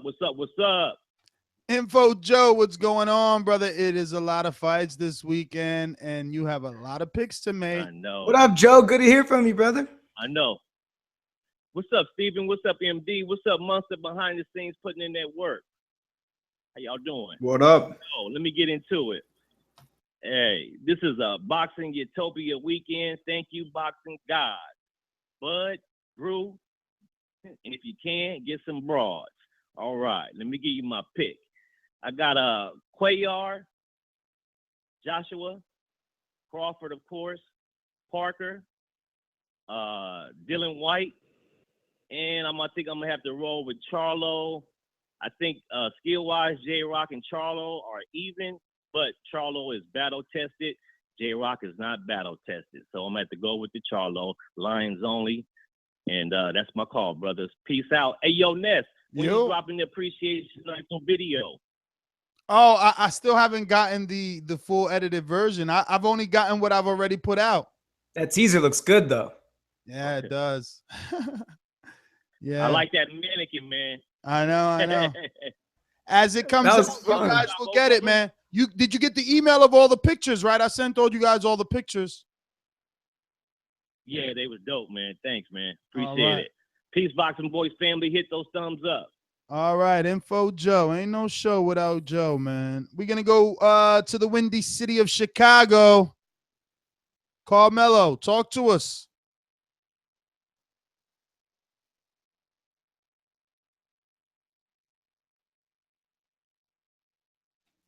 Carmelo. Uh-oh. All right, let's get to Ali from Dago. What's happening with it, man? How's everybody doing? Good, good, good. What's up with you? For sure, man. Shit. Let me go with I'm gonna go with Terrence Crawford, Joseph Parker, Anthony Joshua, and Cuellar, and Julian Williams. And those are my picks, y'all. I know it's a packed show. So, all right, man. Yo, what about Chisora White? Ali, you got time? Yeah, and we need your Chisora White pick. Oh, okay. Oh, yeah, Chisora White. Yeah, that's a tough one, man. I'm going to go with White, the younger dude, but I can see him losing. But I'll go with White in that one. And what's the other fight? Well, I mean, if you're really gonna get down, I mean, there's like Chavez Jr. is fighting again. Scott Quigg, Ray Beltran. Katie. Yeah, that Beltran Menard fight. That's like I don't know. Yo, you know who we didn't mention one time? Luis Ortiz. Mario Barrios. What about Mario Barrios? He's fighting. Yeah, but that's what Luis Ortiz gets when he's fighting a dude that's fucking not. Doesn't matter. It doesn't matter. I mean, if we're mentioning Chavez Jr., we can mention Luis Ortiz. He's at least relevant. Shout out to Mario Barrios. He's gonna kick ass this weekend. Yeah, Mario Barrios is our prospect of the year. Yeah, well, I ain't gonna pick none of them fights, you know. But I'm gonna say with this Cotto Kirkland fight, don't really like it, but I know it's gonna be exciting as long as it lasts. But I hate that it's gonna be on pay-per-view. At least that's what I'm hearing. And I hear that Regendow is gonna be on the undercard. So that's basically all I heard for right now. That shit ain't gonna save it. That shit just made it worse. Ali. Yeah, so he's gonna put us to sleep before the main event. Hey, yo, whoever's in Cotto's marketing team need to be shot. Get the guns out. Put them on a firing squad. Yo, how the fuck do you do a pay-per-view with James Kirkland off a 2-year layoff and put Rigo on the undercard? Yeah, that's a surefire way to get a bunch of pay-per-view sales. Someone smack those guys. Listen, 904, are you a first-time caller? Hello? Are you a first-time caller? Hello? Can you hear me? Yeah, I hear you, brother. Talk to me. Who's Can you hear this? me? Yes, I hear you. Who's this? Oh yeah, this Jamar. I called earlier. Yeah, Jamar, we didn't have our good From Jacksonville? Yeah, we didn't have our good producer here earlier. He was out on a hot date. No, you know what? Jamar called in though the other maybe last night or some other time before, and I didn't get down his number. Yeah. I remember you really well. Sorry about that, but I have your number down now. It won't happen again, brother. Is it from Jacksonville, Jamal? Yeah, it's from Jacksonville, man. Yeah. Got you. What's going on, brother? Talk to us. Hold on. Let me get this. Let me get this round. Not much, bro. There we go. Get that round started for you. What you said? Oh yeah, man. Like I was just like listening to you guys just talking about who you guys think will win in the fight and like the whole Demetri Andrade situation with the whole not fighting thing. Like to me, I feel like that was like a bad move, like on his part for promotioning part. Like what do you think? Like what do you think like the best plan for him is to be? Like here's Ness's approach. He thinks promoter, and I think it's more than that sometimes. I think Demetrius Andrade or Andrade, whatever they choose to pronounce his name, I guess Andrade. He needs to kind of build himself as a personality and get out there, via social media or whatever, because I think that's an aspect a lot of fighters choose not to have, in addition to a promoter. You don't necessarily need the biggest promoter to get the biggest fights, but it takes a lot of things other than, you know, looking good inside the ring to get some guys to fight you in this era of boxing. I agree with you. Like, I feel like the easy route for him to take is to like get a deal with Showtime or PBC, and then, you know, just knock. You know, everybody wants to be a PBC now, so just knock out all the guys that are just coming in until somebody calls them out. Because he would be basically making money off Al Heyman if nobody wants to fight him. Then he could just shun them on social media, just get inside the ring as soon as after they're winning, call them trash or something like Tyson Fury did against. What was it? The Wilder fight when he knocked out Spilka? He had trash talked them right after the fight. Yeah, I think sometimes people take that for granted because some of the guys are so good and so good at it naturally. I mean, look at Paul Andrade. Like, his, you know, in the ring, he has no knockouts really of note, but outside the ring, he's a very slick talker and he has a personality. So that made him a lot of money. Yeah, that is true. Like, I think they made a lot of buzz with him and Broner with the girlfriend situation. I think he was like, I took his belt and your girl. And then that just made him like so mad. He got in the ring. He was like, don't talk about that situation. And yeah, but basically what I would do like what I would do basically what Tommy Hearns did. Like, when they wanted to fight Sugar Ray Leonard, I would talk to him, and then like I would just knock out a couple of people just to be on public TV and just be like, hey, this guy can beat anybody, because, you know, casual fans would probably do that. And then I would you know, just call out Canelo Alvarez, and then just for people to beg to see that fight.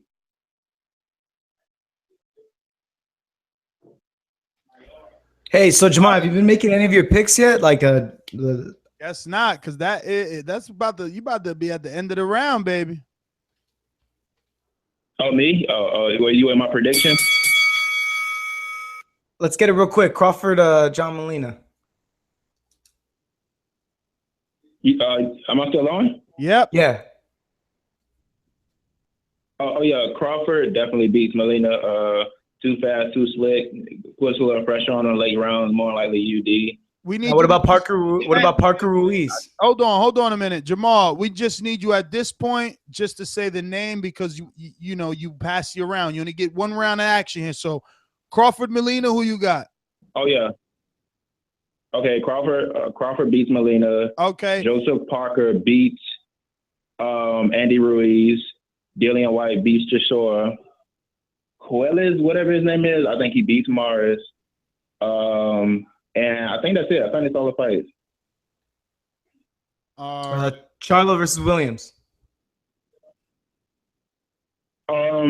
Williams. I think Charlo just gets a little lackadaisical. He loses focus. So I think he's just going to get popped with shots.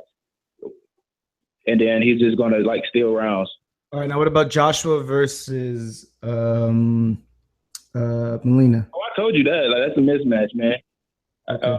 He doesn't have any chance in this amount of time he had, by only the 30 days. All right, Jamal, thanks for calling in, brother. Be back on Sunday. Sunday's Crow Day, brother. Same time, same bat channel, man. Remember, 7 p.m. Eastern time. We're going to get to some more alumni for all those that remember. Ladies and gentlemen, I'd like to introduce to you a young fella, and he comes from the Magnolia. You keep cheesing, you got your block on fire, you made it the cheese. Until the moment you expire, you know what it is. You make it better, now it's something you handle your business. You don't be crying, and it's something. Ooh. What's good, people? And look here, man. I hear we got what's good next, baby. You know, so I see Casual, that boy, he on a high date tonight, huh? Yeah. I ain't mad with you, baby. Get your, you know what I'm saying? Get your shine on. But look here, bro. This damn Cotto situation, bro. You telling me this shit gonna be on pay-per-view? You about to charge $70 for him and James Kirkland, who got knocked out in the last fight? And he been all what? How long he been out of boxing? He been out of boxing for 2 years. Then he come back, get knocked out. And that was like damn near a year ago. You about to come back with this guy? Man, come on, man. We gotta start going that Cotto neck, man. That's enough, man. Enough is enough, man. We got to boycott Mr. Cotto, man.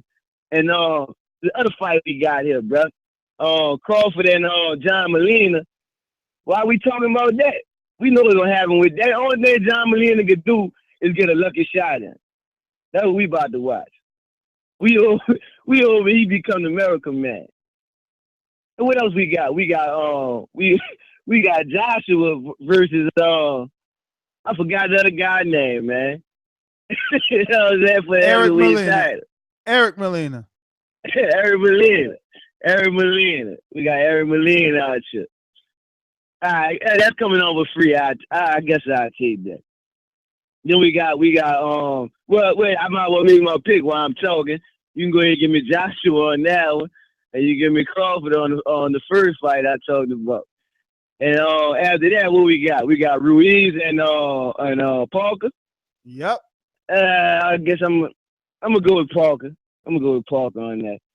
And Charlo Williams. Give me. I'm gonna go with Charlo because Williams. He gotta show me what he got this fight. I'm gonna go with the save bet on that. I'm gonna go with Charlo. That's kind of a 50-50, but Charlo got the better resume. And Mares Cuellar. Oh, go ahead. Mares Cuellar. Give me Cuellar. Mares shot. Mares shot, man. He punch drunk. I'm gonna go with him. Let me see, man. Look, man, I want to talk about that was a good damn interview. Matter of fact, everybody hit thumbs up for that interview, man.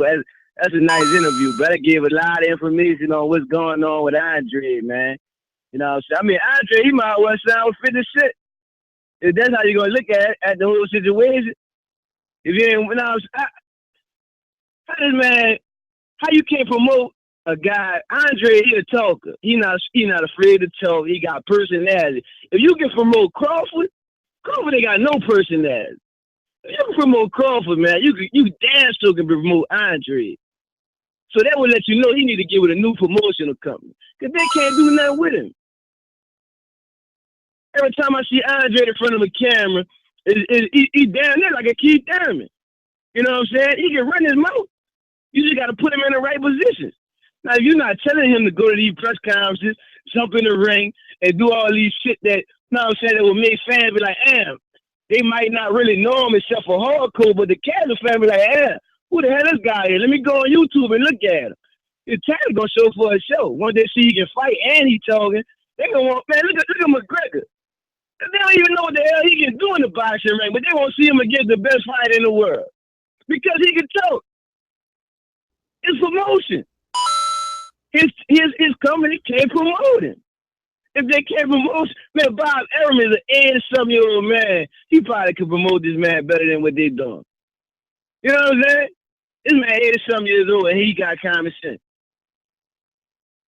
And this man 28 years old, he gonna be out of if you go with the way that they thinking this, by the time this man make 35, he gonna get a title shot against a big man, and he gonna be a shot fighter. And we gonna be like, what the hell happened? There ain't nobody gonna even care about it no more. That's my call, man. I don't know what's good. That's my call. Y'all be easy, baby. And no, can I get a horn honk? Yo, you know what, Ness? when I was a trucker, I was honking the horn all day. Hold on, check it out. All right, check this out. You hear me? I'm about to pull off, so I don't give a fuck about who's sleep right now. So this is how we gonna do it. That's right. And thank you for calling in. Sunday's Crow Day, man. We love you around these parts. We're gonna go to Ricky from Austin, but by way of Chicago. Hey, what's up, fellas? What up? Hey, man. I want to jump into first Ruiz Jr. and Parker. I'll jump into that real quick. Ruiz is a likable guy. He's got that hand speed. I think, but I'll tell both of them that Ruiz got to get in there, let off those hands, let those hands go. Don't smother your work. Let off some shots and back up and rinse, wash, repeat. and then also let some of those good combinations go to Parker's lean body. Let him go. Don't smother your work. If he can do that, I think that's a good strategy to utilize. Parker, on the other hand, he's got the size. He's got the height, that jab. Keep him at bay with the jab. If Ruiz does try to jump in, he can tattoo him with the left or right. And he's got the power to rock Ruiz. With that being said, like both guys, I'm going to go with Parker on that one. But if Ruiz won, hey, I'd be just as excited. I like both guys. Who we got next? Crawford, Molina. Molina's going to need the shot heard around the boxing world. You know what I'm saying? That's the only way I see that cat winning. He's a scrappy dude. He's good, but Crawford's just, let's put it this way. It's not a good night to have the last name Molina. Saturday night, both Molinas. But other than that, Crawford, that's a wash. That's a wash. Hey, check this out, guys. Think about it. Both guys Molina fight tonight. What if both of them land that shot heard around the world? Wow. It'll literally be heard around the world. That Molina name would take a whole new level. That would be crazy. Oh, shit. But yeah, I got Crawford on that one. That's a wash. That's just too much for Molina. You got them all down there, Steven? Charlo Williams. Oh, okay. You got Charlo.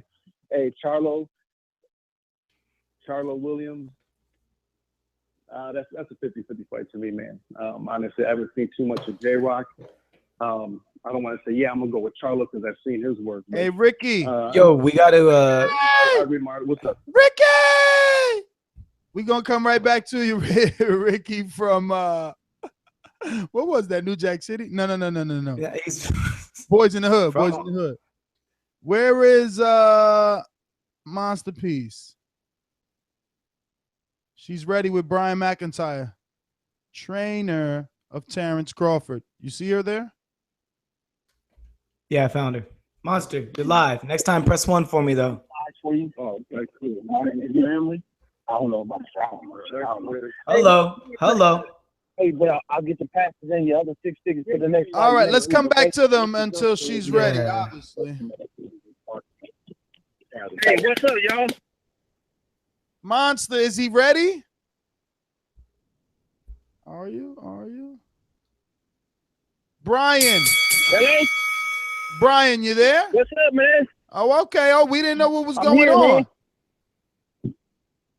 I'm trying to pick up money at the same time for tickets and shit like that, man. Y'all know how it is, man, a couple days before a fight.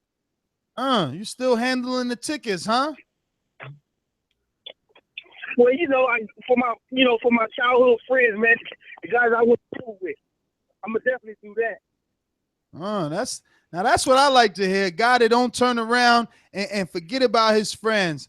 So listen, man, obviously, we've been asking our listeners around here if they felt like a win over John Molina tied up with the Postal win and the Hank Lundy win, is that enough to give Terrence Crawford Fighter of the Year? But depending how he beats Molina on Saturday night? Well, I wouldn't say about how he beats him. I would just say that he'll make that win. And I believe he should be in the running for Fighter of the Year after the win. Hey, quick question. I'm the Steve Calderon, the producer. Hello? I'm sorry, say again? No, you can go ahead. I think you were saying something right before I started talking. You can go ahead. Okay, go ahead, man. I'm sorry, man. All right. So, Molina. I would say, man, like I was saying, I think a win just gonna put him there. That's 3 times a year. You know what I'm saying? That's 6 to 7 months away from the family. That sacrifice, and he went in a good fashion too. You know, he's not just winning by a hair thin. He's not winning by a controversial decision like a couple weeks ago. He's winning by a wide margin. If he's not winning, he's knocking him out. Steven, you got something for him? I seen you trying to get in. Well, yeah, I was just gonna ask him, considering that Molina's coming off of that Provodnikov win where he outboxed Provo, are you at all? Are you guys more worried about his boxing ability coming into this fight if this fight was maybe a year ago as opposed to now? Well, one thing you do have to worry about Molina is his ruggedness and his willing to trade to get off one of his big shots, the overhand right or the left hook, because, you know, his jab really doesn't oppose a threat. You know, I know that he got the new trainer, and I met with those guys before, and you know, I ran into those guys before, and if they train anything like the last guy we fought, it's probably going to be a walk in the park for us. But if Molina takes that ruggedness with the boxing skills that they're trying to show him, you know, it might be a rugged fight for Terrence. It might be. I'm not taking anything away from him. I'm not taking anything away from their team. But if he comes like that, we're expecting a great fight. So, Brian, I want to go ahead and ask you to give us, I guess, your best version of what exactly is going on between Terrence Crawford, Danny Garcia, Angel Garcia. What is it that Danny and Angel are alleging to know from the amateurs? What is it that we don't know that you guys know? Why is there so much animosity? What really happened in that final amateur fight? Because it's a 1-1. It's supposedly Terrence won one and Danny won one. Danny says he should have won both. I'm sure Terrence says the same thing. And you know, you got Angel criticizing Terrence and Terrence criticizing Danny, and you know, the fans picking sides.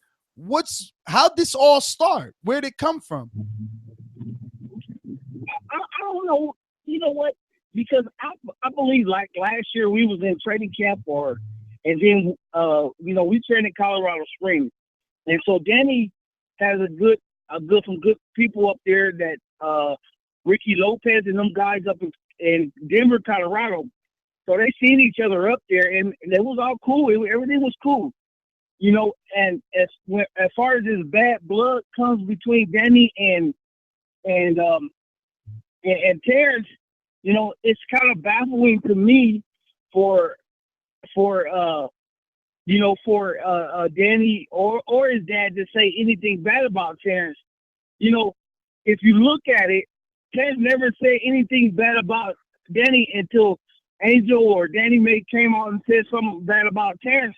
And Terrence, all of his words is his words. You know, he'll beat him again, you know, or he'll beat his ass, or, you know, whatever he says that he needs to say to get the point across that he'll be able to win that fight. Now, as far as Angel, where Angel come in at, you know, all the little tweets and all that, as the little YouTube videos or whatever, man, you know, I don't even know Angel like that. I've never spoken to him. I don't think I ever met him, but for him to, you know, go out and say that you call us nappy head and you was trouble on the team and all that, okay, that's fine and dandy. But at the end of the day, you know, I'm gonna stand by my boy, my nephew, my son, my best friend, my business partner. I'm gonna stand by him and tell Angel, you know, you sit your ass down somewhere because we beat you once, we can beat you twice. Now, the first time, Danny, the first time they fought, the score was 21-20 at the USA. So that was a very close fight. So, but the second time they fought at the Blue and Gold in California, it was like 8-21. So Terrence dominated again. So, you know, me personally, about watching Danny, I personally don't think he changed any from amateurs to pros. You know, he still got the same style. He's still trying to punch in between. in between when in between punches, and he's still trying to punch. You know, sometimes last. That's where he got that little sneaky left hand, that little sneaky overhand right. You know, but to me, that's still the same thing I seen about 7-8 years ago. So if I beat him once, or damn near beat him twice, I can beat him a third time. And if you look at it, and I'm gonna put this out there, I'll put this out there. If you look at the corner, look at Danny's corner. That's not coaching. He don't coach. He begs and pleads with Danny. Come on, Danny, please throw the right. Please, come on, you gotta do this. Come on, man. What other corner do you see doing that? If you tell me, I'll give you $100. You know, in the corner, you're supposed to coach the fighter through. You're not beg your fighter through the fight. So the hell with Angel Garcia, the hell with Danny Garcia, and anybody else on that damn team over there that's want to talk shit about my boy, y'all can get it too. It's as simple as that. So, Brian, I know that this is a world filled with politics and, you know, all types of things, but is there ever a world where you see the ability to have your promoter pursue that matchup, or is that not a lucrative enough matchup? Or even still, do you think that he doesn't get past Keith Thurman, so that fight won't even be there because he would lose that? Oh, that's a good question, because you have to look at it. Look at now that Terrence is fighting John Molina, and John Molina is with PBC. So John Molina is probably, let's say, a B fighter to them, or maybe a second tier fighter to them. So they're gonna put that guy first before they put their so-called superstars. So if Top Rank and PBC keep working together, I'm damn sure we can get Danny. And I'm gonna tell you off tops, it ain't no turning down. If you know what I'm saying, ain't no turning him down and all this and all that, or you know. Or the money ain't enough, and this, that, other. Let's make the motherfucking fight happen. Let's make the fight happen. Because if he keep talking shit, Tim or his daddy, you know what I'm saying, they talking their way into the ass kicking. So just let them keep talking. Let us keep knocking off PBC fighters, and then we'll see his ass at pay-per-view somewhere. Now, do you think that he makes it past Thurman? Because you ain't gonna get no pay-per-view if he don't make it past. That's a good fight, man. You know, that's a damn good fight, and I really don't know who will win that fight. I don't study those brothers because they not a threat to us. We ain't gonna fight them no time soon. So I really don't look at them. But if you toss a coin up, I'll probably give it to Keith. But you know how Danny is. You know, he go into his bag of tricks and close his eyes and start praying and go left hook or go over here right, and then he'll catch him. Hey, so, Brian. You know, but hey, you know how boxing is, y'all. Hey, Brian, quick question. So you said that you're not worried about those guys because they're not like immediate threats to you. But didn't you guys, it seems like you guys, for the most part, have almost cleared out your division. Who else are you guys looking at that is an immediate threat? Anybody else that got those belts? We got the WBO Julius and the WBC. We want Julius Indongo. IBF. Well, Julius Indongo is on our fucking radar now. I know. So what did you think of that punch? IBF and you got the WBA. Huh? What did you think of that punch? It was a good punch. It was a good punch. He got caught. He got caught slipping. He got caught slipping with that kid. I don't even know how old that kid is or who. I never seen him. I never heard of him before. He just got caught slipping. He came out relaxed and, you know, and he just got caught. He got caught with a good shot. And I had to see the fight on on fucking Facebook. You know what I'm saying? So, you know, more power to him. I'm happy for him. He's African, and a lot of Africans come from over there to get those titles, but I'm happy for him, man. Good for him. Now, Brian. But now he's in our ball yard, so it's time to go get his ass. Now, Brian, I just want to double back to that possibility of a Danny Terrence Crawford fight, because you said that money wouldn't be an option, but Terrence didn't want to move up for the Pacquiao fight, right? That's the rumor, that he didn't want to move up. He wanted to fight at 140. So he wouldn't move up for Danny, right? Well, after we clear out that division, then we're going to move up. Those are our plans. Those are our plans. Okay, clear out the division and then move up. No, I'm just trying to get a timeline. So that definitely means Danny needs to stay undefeated for about another 3 more fights to let Terrence get to the division. Well, he can do whatever the hell he want to do. But if he in that division when we get up there, that's easy picking for us. You know what I'm saying? Okay, that's what I like to hear. I want to see a fight. So, Brian, man, I want to thank you. Obviously, we don't want to keep you too long. We know this is fight week. I want to thank you for calling in and giving us a couple of minutes here to pick your brain. We can't wait for Saturday night, man. If y'all want to see the fight, I'm gonna go ahead and forward the fight, because I got the amateur fight on TV when Bud was kicking his ass, and then I don't think Angel was there. I don't know if he had enough money back then to go to the fight, but I don't think Angel was there. But I'll try to forward y'all guys the fight when I think Danny was telling him to stop or something like that. Don't hit me like that, or why you hit me so much. Well, I don't know. I know he was in there crying and stuff. Well, Monsterpiece, you heard it first, Monsterpiece. He's going to forward us the fight. Make sure you get that information. We're going to get that out there to the world to see. We want to thank you, Brian McIntyre. Monsterpiece, we love you. Let's get out to these callers. You better be enjoying this show. That's 2 fantastic interviews with 2 world-renowned trainers with 2 top-tier fighters on the Boxing Voice tonight. So thumbs up are a way to say that you appreciate the content that you're receiving here on a consistent basis. I want to thank everyone that continues to call in. We're going to go back out to these phone lines. Oh, Ness. How dare you? How dare you, Ness? What?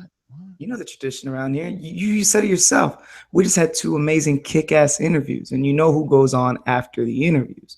Monster needs to double back and get her piece in. Did she bid au revoir to Brian McIntyre? She hit me up on the bat line. She should be ready. Monster. She sounds like she's playing the fax machine over here. Oh, well. In the meantime, we'll circle back. We'll double back. Yeah, we're going to go to New Zealand. Hems, talk to us.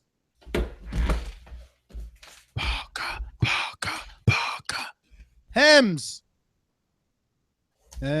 on Skype. Oh, yeah, sorry, I mute myself. Yeah, Parker's going to win by late stoppage. I reckon. I seen the weigh-in today. Andy Ruiz has still got a soft body. So if Parker goes to the body, late round stoppage. The Joshua fight, I got Joshua with an early round knockout. What's the other fight? Scott Quigg's going to win by unanimous decision. Terrence Bud Crawford, he's going to win by UD.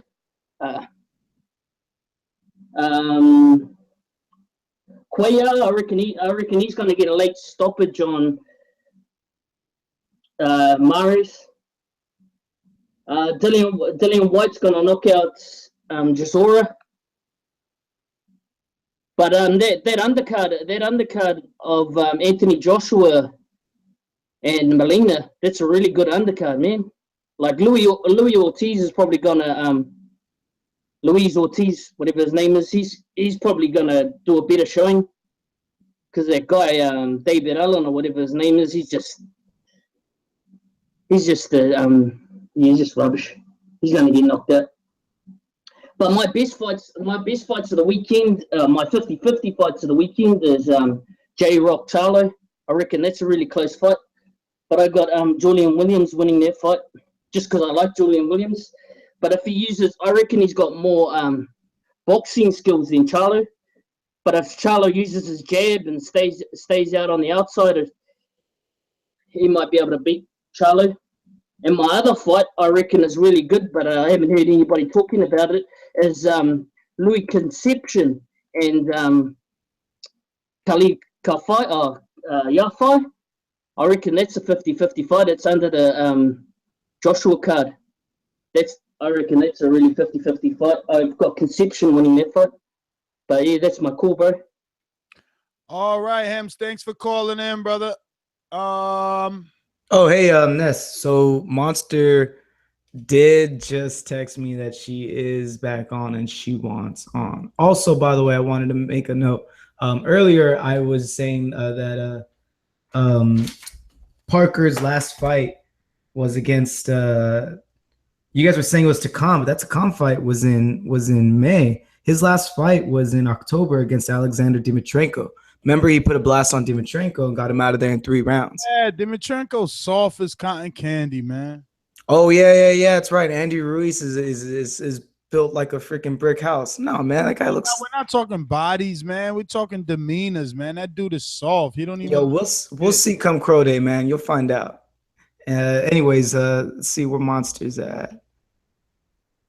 Monster, you need to press 1, Monster. We can't go to you till you press 1. Exactly. We're gonna go out to Michael out in Australia. What's going on, Michael?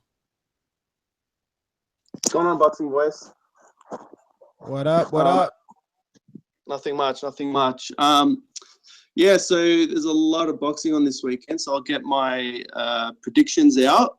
Parker Ruiz, they say Ruiz lost 15 pounds. I think it's a little too late. I mean, if you really were serious about it, you would have done that, 5-6 fights ago, not now. And I think Parker's been active. So I say Parker, by late stoppage or UD. Hayal's supposed to fight the winner, but then chose to fight Balyu. Now it looks like Huey Fury is going to be the mandatory for that, which, Hay said that, it doesn't matter who you fight or what you have, it's how much money you bring to the table. So he's just looking to take it easy because he's got a hard on for Anthony Joshua, so he's waiting for that. Jeff Horn's on the undercard of the Parker Ruiz fight. Curious to see what everyone thinks of him. So I think White wins by unanimous decision. Joshua, obviously, curious to see how much, because Molina's got a bit of heart. See how many rounds he can go with Joshua. Everything else is pretty straightforward. I got Charlo, Mares, obviously Crawford. That's my call. All right, brother. Thank you for calling in, obviously.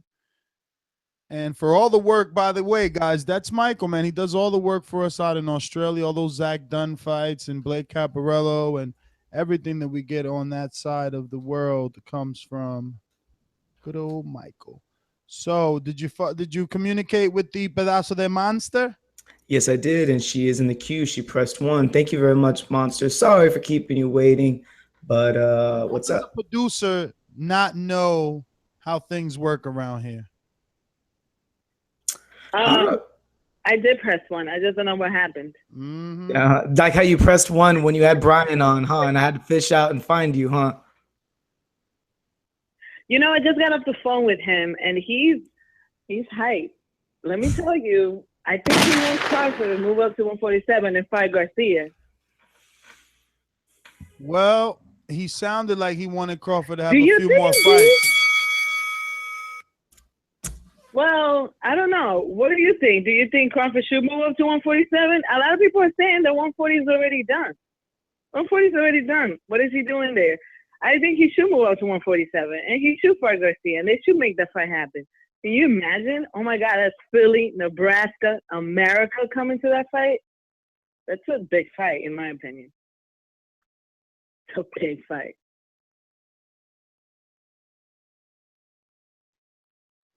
Hello? I like that fight. I just don't believe that it's going to happen right away. I mean, he made it clear. Obviously, it's not going to happen right away. Yeah, he made it clear that they needed more fights, or they wanted to clear out the division, and it's a lot of politics. I mean, I would love for it to happen to see it, and like he said, pay-per-view, man. Who knows? Who knows? Who knows? But that could be really cool. He definitely wants to come back on the show. I hope everybody enjoyed that interview and the other interview we had today with Paul. Can you guys please also, besides hitting a thumbs up, share the show, share it with your friends, post it on any social media you have. We're on Instagram, we're on Twitter, and we're on Facebook. So there's no excuses. Share the show. Let your friends know, because I know you guys talk boxing with other people. So let them know about the show, and let them know that we have awesome interviews and they're crazy. And Nesby, he's been going in rounds with them. So definitely, put the word out there. Tell a friend and tell a friend. Monster, thank you for all the hard work that you do. Thanks. We definitely appreciate you. Hopefully, Thurman Garcia is going to be in New York, and we'll get the Monster piece at the third appreciation night with all her lovely cousins this time. I don't think the other one is going to go. But let's see if I can get the other one. She got booed up. My friends, maybe. I don't know, man. That was the WBC girl. She matched the belt that day. Listen, Mas, let me get to some of these calls because we got a whole bunch. Santiago. Hey,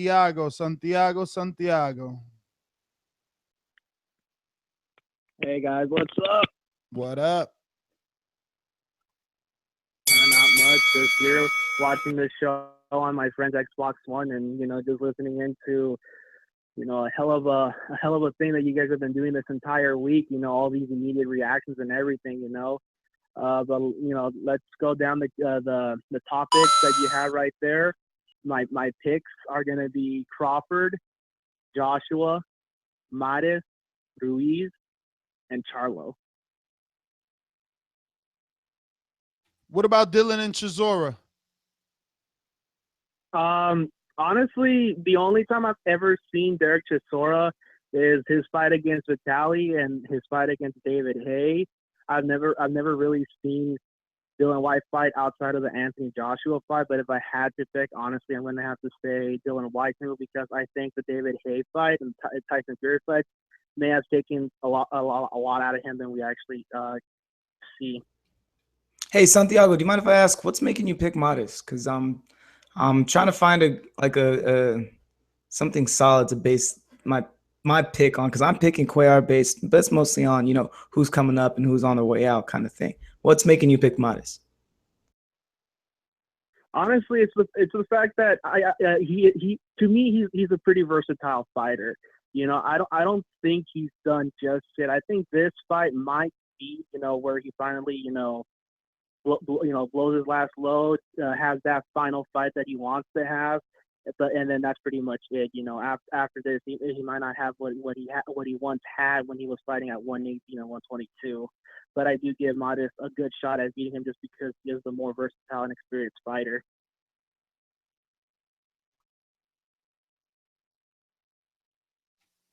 All right. Well, Santiago, we're going to get to some other callers. Thanks for making your picks. Remember, Sunday's Crow Day. Marcus in Washington, D.C. Talk to us, brother. Listen. Yo, what's good, y'all? Shout out to the Boxing Voice, man. Great show, man, going on right now. I've been trying to call in earlier today, man, for the immediate reactions. But, man, great show again as always, y'all. Tell Brian McIntyre he could send that $100 to me, because if he want another trainer that was begging, Virgil Hill was begging the shit out of Andre Wolf. Come on, man, do that stuff you know how to do, man. So tell him to send that 100 over here to DC. Crawford possibly late stoppers with Molina. It depends if he turns into he want to box again like he did with Provodnikov, or if he stand his ground like he did against Matisse. He stand his ground against Matisse. Crawford gonna cut him up late stoppage. Cuellar Mares, it's a toss up. I'm gonna give Mares just because he got Garcia in the corner. He had Cuellar before, and I think Cuellar relies too much on his punching power. Mares might got one more shot in the in the rain for this one. Parker Ruiz, you know, neither one of them gonna have any like real effect on the real heavyweight, but I'd like to see Andy Ruiz hand his busyness. I think he should be able to get Parker. Charlo Williams, I think Charlo gets out with a little bit of edge on experience, and then I see him as being the leading candidate for 160 for Canelo, since both of them are having time making 154. And Chisora and Dylan White, really, who cares? I hope they both hit each other with a hook and fall out at the same time, and the ref count both of them out WWF style. And but if I had to pick, I'd go Dylan White, just because I think if he pops Chisora ain't gonna have no answer for him. The other part I was gonna say is Boo Boo Dad, man. Boo Boo Dad got the game twisted, man. Listen, promoters used to work for fighters. The fighter say, "Hey, man, go make that fight," and then we do this, and this. And now promoters will say, "Oh, they sent us this offer," and then the boxer say, "All right, take it." And the promoter say, "No, it's not enough money." So then what happened was, now the boxers work for the promoters. So for real, offers come back and forth. Like when people say, Boo Boo father got no, listen.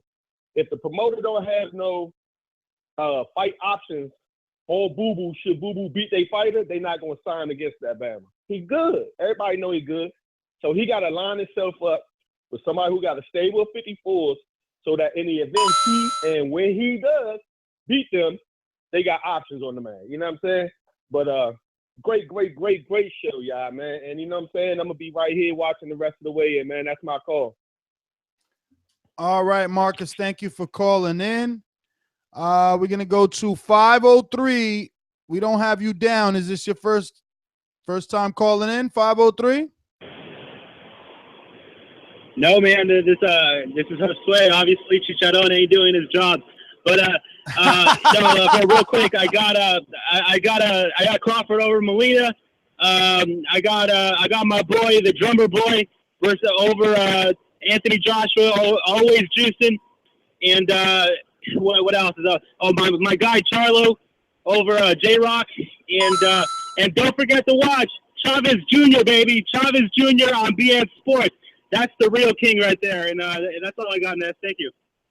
Oh my God. Yo, he didn't say dude, Calderon, he said Steven Chicharron. That's dude, and what sucks, I deserve that because that's like the third time I haven't put his number in when he calls. Like for whatever reason, man, I just don't see that number on the list, man. And I just skip right by it. I'm always like, damn, I deserve that one. I guess I deserve that a little bit. I mean, what the hell, man? Come on, I've got you in only Spanish people know what chicharrón is too. Yeah, no, that's what sucks. But you know what really sucks, man, is that there's been times where you're the last minute caller and I'm the one who saves you and gets your last talk to. And that's how you're gonna treat me. It's like that. All right. Yeah, let's get to Baltimore. It's Baltimore, gentlemen. The gods will not save you. Oh man, let me get straight to the business, man.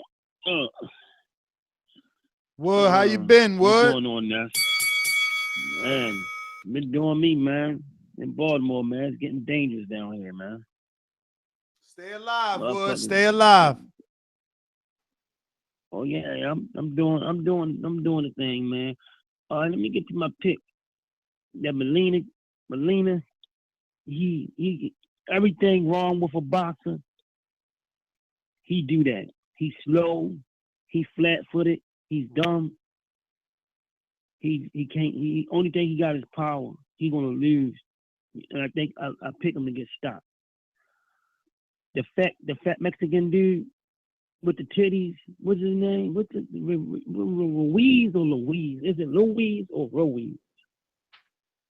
Is it him? I'm gonna pick him over the muscle bound motherfucker. I'm gonna pick Park. I don't like Parker. Parker can't box. He just a strong dude. Where Parker from? He's from where the Rock is from. He's from where the Rock. Nah. He's from New Zealand. The Rock is Samoan. Oh yeah. He looked like the Rock though. He looked like he's Samoan or something, but I don't know. He's from New Zealand. Yeah, he looked like the Rock with him, but he can't box. He's dumb. He's flat-footed. He can't fight. He's a boxer. He gonna lose. That fat motherfucker can box. I'm going with the boxer. So I'm going Charlo versus J-Rock. Charlo, another one. He's not dumb, but he's not a complete boxer. We never see him throwing no left hook, no body shots or nothing like that. He just throw a jab and try to get you with the right hand. He's not a good boxer. He's gonna lose. I'm talking about now we getting into two. That's a wild fight right here. The drummer boy, what's his name, Molina, against this muscle bound motherfucker. This muscle bound motherfucker he's dumb, but he's strong. And he's not a good boxer, but he's strong. I'm gonna pick the dumb motherfucker this time. Now this is the first time I'm gonna pick the dumb motherfucker. Now who else fighting this? Who I'm missing? I think you got them all. Did you said Derek White and Derek Chisora and Dylan White? Oh, now there's another one. These two dumb bums. Now which no two dumb bums. Now which one should I pick? There's two dumb bums fighting against each other. Now it's like an Emmy, Mini, Money, Mo situation right here, right?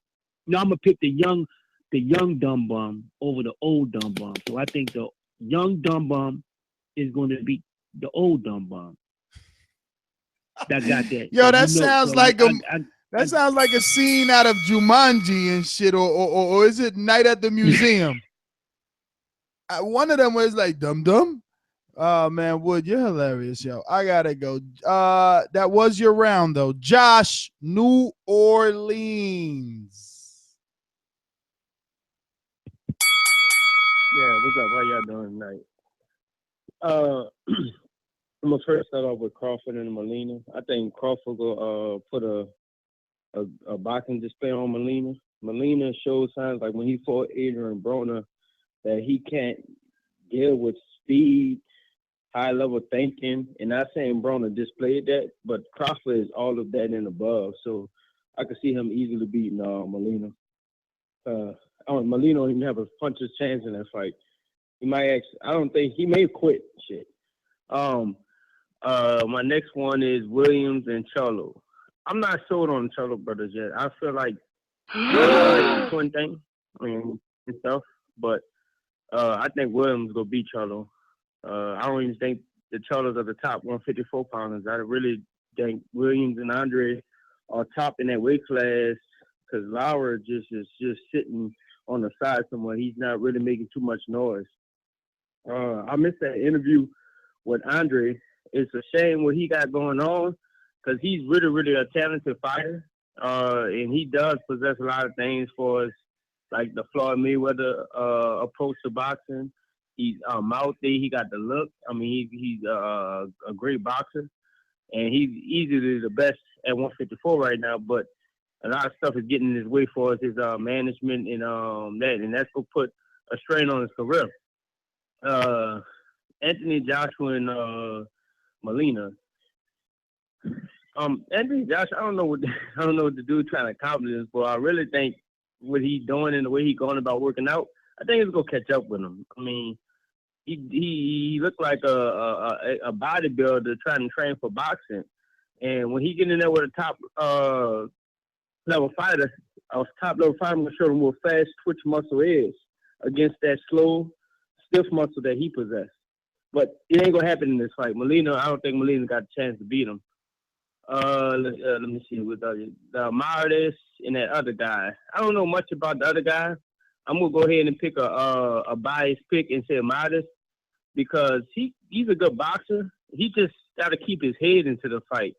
Like when he was fighting against Leo Santa Cruz, he was banging with Cruz for the first 4 or 5 rounds. He was real competitive, but he just got outside, got outmatched, and outfought. And I don't know much about the other guys, so I seen Martis fight, so I'm gonna pick him.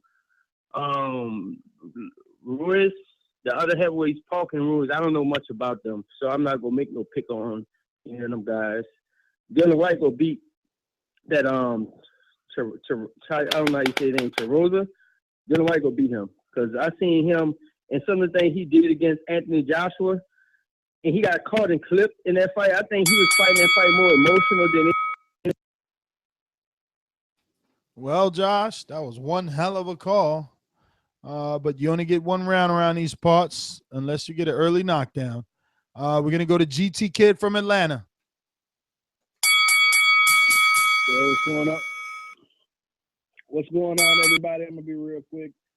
With my picks, I got Joshua beating Molina.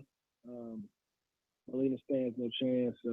Joshua's going to drum right upside his head with that right hand, and it's gonna be over in about 7 rounds. Chisora, I don't really have a dog in that fight. I mean, I pick against Chisora just because I think he's just a clown. I'm gonna go with Mares. If Mares loses this fight, I think he's like gatekeeper status after this. I think he's on the downside if he loses this fight here. Charlo Williams. Oh man, I got J-Rock. I'm kind of like the other caller. I think 2 calls back. I'm not really convinced with the Charlo boys, especially little Charlo. I know he's not the one fighting this weekend, but little Charlo looked really bad when he faced Okay, so you're a rocket Jackson. scientist. That don't impress me much. Knocked him out, but he looked terrible. He knocked him out, but he looked terrible. But big Charlo, I think he's just big, but J-Rock's he's got too many skills for him, and J-Rock's got too much power. He's gonna knock him out. Who else we got fighting? In which fight? Well, you didn't make a pick on Parker Ruiz yet. Yeah, Parker Ruiz is the one you're missing. And Crawford Molina. I guess I go with Parker on that, and for Molina and Crawford, definitely going with Bud. It's either UD or it's a knockout. It all depends on what Molina tries to do in the ring. If he tries to go in there and make it a dog fight, he's gonna get knocked out. So yeah, that's it. So Danny Garcia, Danny Jacobs, and Canelo Alvarez are killing the sport, and I'm out. Well, all right, brother. Thank you for calling in. Hurricane Ray, what's going on, my friend? Yo. Talk to us. Yo, it's about time, man. What's going on, man? It's been a minute. It sure has, man. You making your What's going on with picks? Skype, man? Yeah, I'm making my picks. Skype taking me out today, man. What's up with Skype, bro? What name you using on Skype? Ramon Rocha. Yo, we went to you a couple of times, man. You don't know how to do your mute. You had kids in the background and everything. You know, I take care of the kids on Thursday, man. Look, Check he this talking out. about Hey, be he quiet. talking about Skype kicking me out. Your kids. Yo, check this out, man. So I got Crawford. You know, I got Adam Lamar. I'm gonna go with the old dude. I got White. I got J-Rock. I got Joshua. Hey, check this out. Tell me Joshua don't look like the kangaroo that's going around the meme. He got the short, stocky arms and the big legs. Yo, let me tell you something though. Joshua don't want to see Wilder, man. Wilder got big. Wilder gonna knock that boy out, man. I'm telling you. Look at here, boy. Check this out. Yeah, man, that's my boy right there. Check this out though, Ness. About I remember when Canelo beat Smith, and I told you, man. I told you that he gonna have Andrade problems, man. You didn't want to hear it though, man. You were like, man, I foresaw the future. Now you talking about Billy Joe Saunders. You want to move up? Yo, he need to go back down and defend that belt and give this man that title shot, man. He deserves that. He ranked, and you don't want to see that boy. Ain't nobody fighting Andre. I mean, but it needs to happen, man. I told you, man. We need to call out Canelo for his bitch ass, man. Be bitching out so much, man. Check this out though. On a fantasy fight, who you got, Crawford or Danny Garcia? I don't do fantasy fights. I think the Thurman. I think the outcome of the Thurman fight is gonna help everyone gauge what would happen if Danny fought Crawford. Yeah, man, we got to see what happens with Danny Thurman now. Too soon. Hey man, that's gonna be a good fight, man. That's gonna be a great fight. Man, I can't sleep on Garcia. He always finds a way to win. But yeah, man, he be cherry picking all the time. My time's about to run out. But man, come on, who you got, man? Crawford or Garcia? Who you got? We all know you going for. Who Man, you I got? Crawford, man. I got Crawford. I got Bud. You know what that means, right? Yo, good boy. Good boy. Good boy. Yeah, we know you got Garcia. Yeah. So check this out, though, man. I appreciate the love. Shout out to the patrons that keep the boxing show running, man. Y'all doing your thing, and shout out to all you boys out there for working hard, man. Appreciate that. All right, Hurricane Ray, thank you, brother. What's up, this is Danny Garcia. You're listening to the Boxing Voice. JD, what up? You get James Kirkland and Cotto coming What to up, Texas, man? baby. Yo, I'm coming to wherever the Danny Jacobs versus Triple G fight is going. But let me tell you this though. To answer your last boy question, Allen Iverson was answered the same question, right? And Allen Iverson was like, listen, both of them is my boys, right? But I can't go against Allen Iverson said I can't go against God damn, what's his name? He just said it. Crawford. Crawford will fuck Garcia up any day. And we all know this. Ness, you know this. So stop beating around the bush.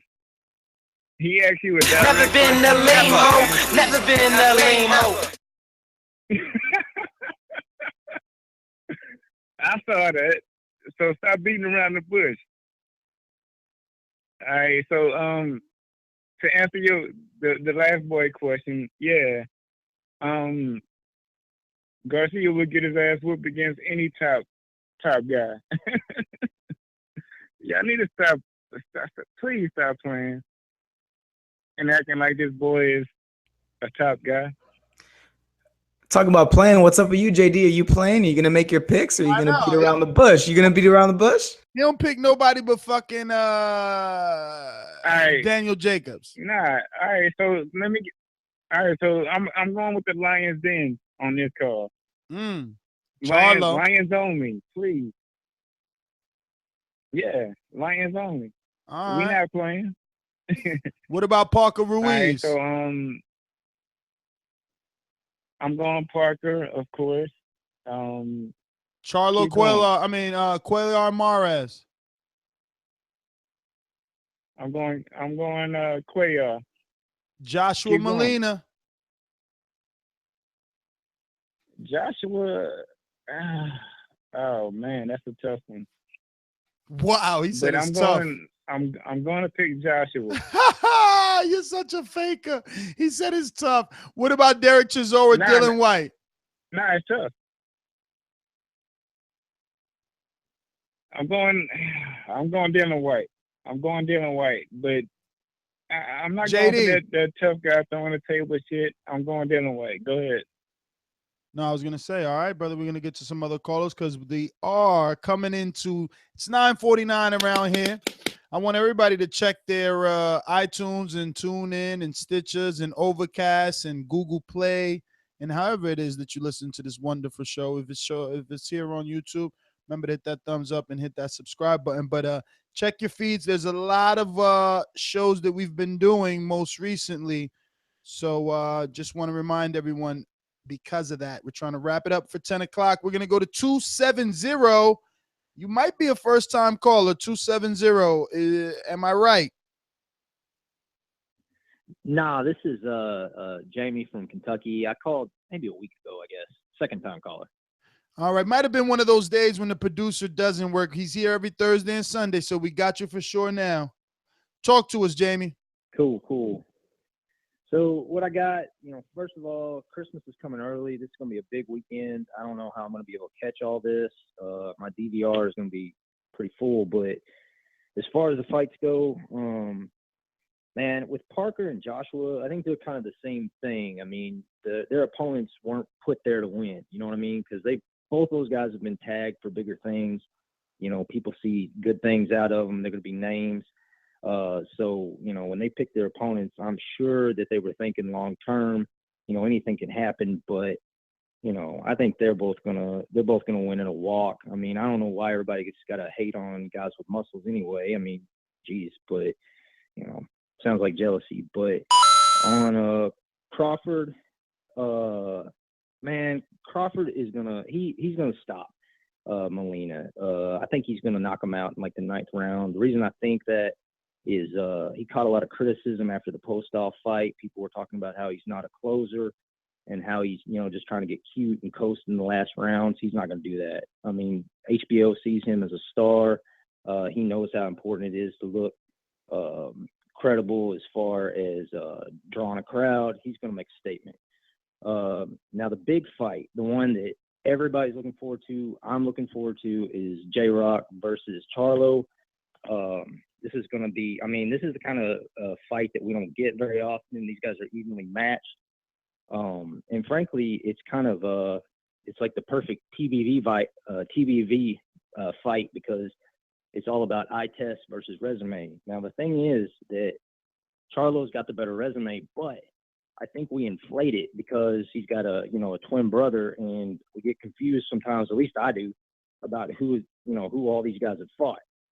So we might be thinking, you know, we combine the two Charlos and think, you know, they fought more people than they have. But, you know, he did beat Trout. It's a big deal.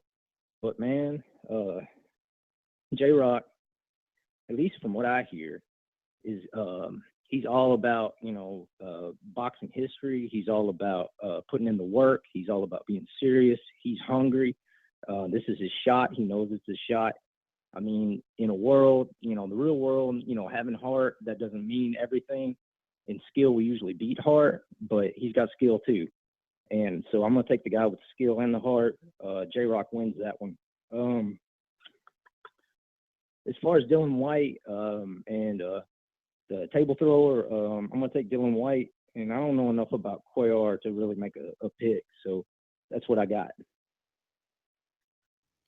Well, that's perfect timing. You're just about out of time. But hey, real quick, did you pick Parker or Ruiz? I didn't get that one. Parker. I got Parker. I think he's there to win. He's there to look good. They're not gonna Eddie Hearn ain't gonna take a risk, man.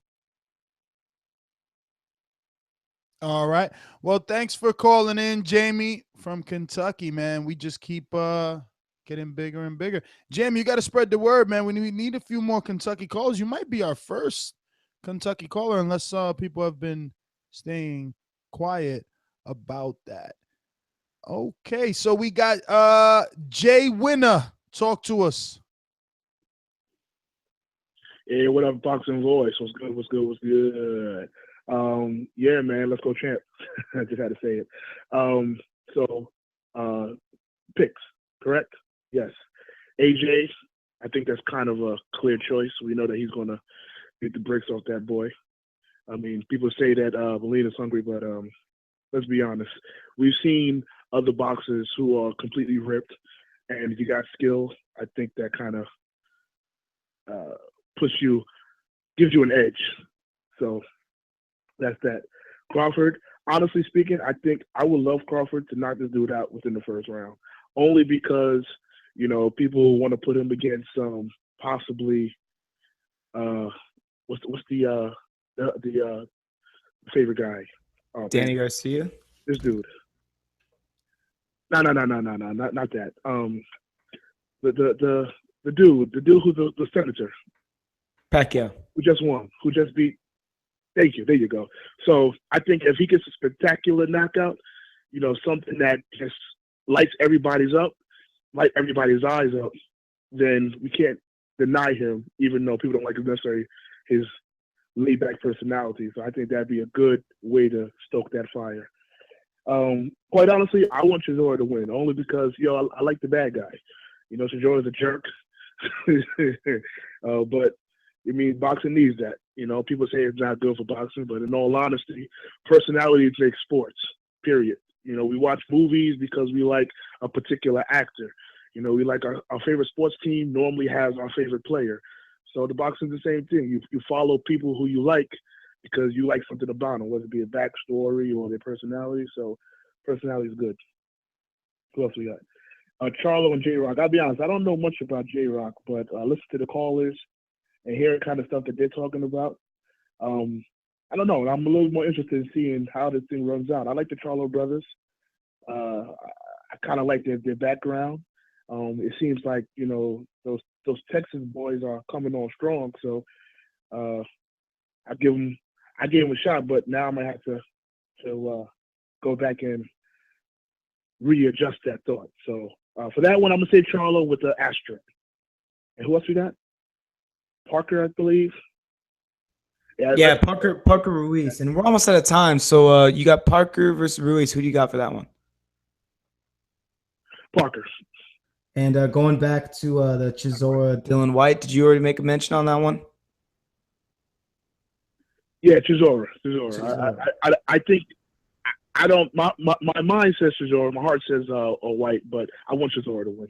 And Modest Cuellar is the last one, brother.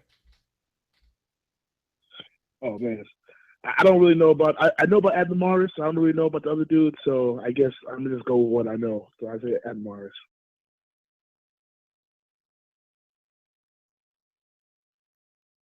So that's my call. Awesome. Thank you very much, man. Appreciate it. And you know that Sunday's Crow Day, so you know make sure that you call in if you have your plate due. Because I got the list, you know, I'll come after you, bro. I'm normally working on Sunday afternoon, but while you guys are filming, while you guys are doing the show, but you know, if anything, I'll get back on next Thursday. Yeah, just calling on your lunch break. I used to do that. All right, well, I'm gonna get some other callers with Ness. Thanks, brother. We appreciate it. Jay Winner, man, take it easy, brother. Thank you for calling in. As always, we got to get to some alumni here. I'm actually getting jealous, man. These guys are now going to another fight as a group. Long Beach in the house. Yeah.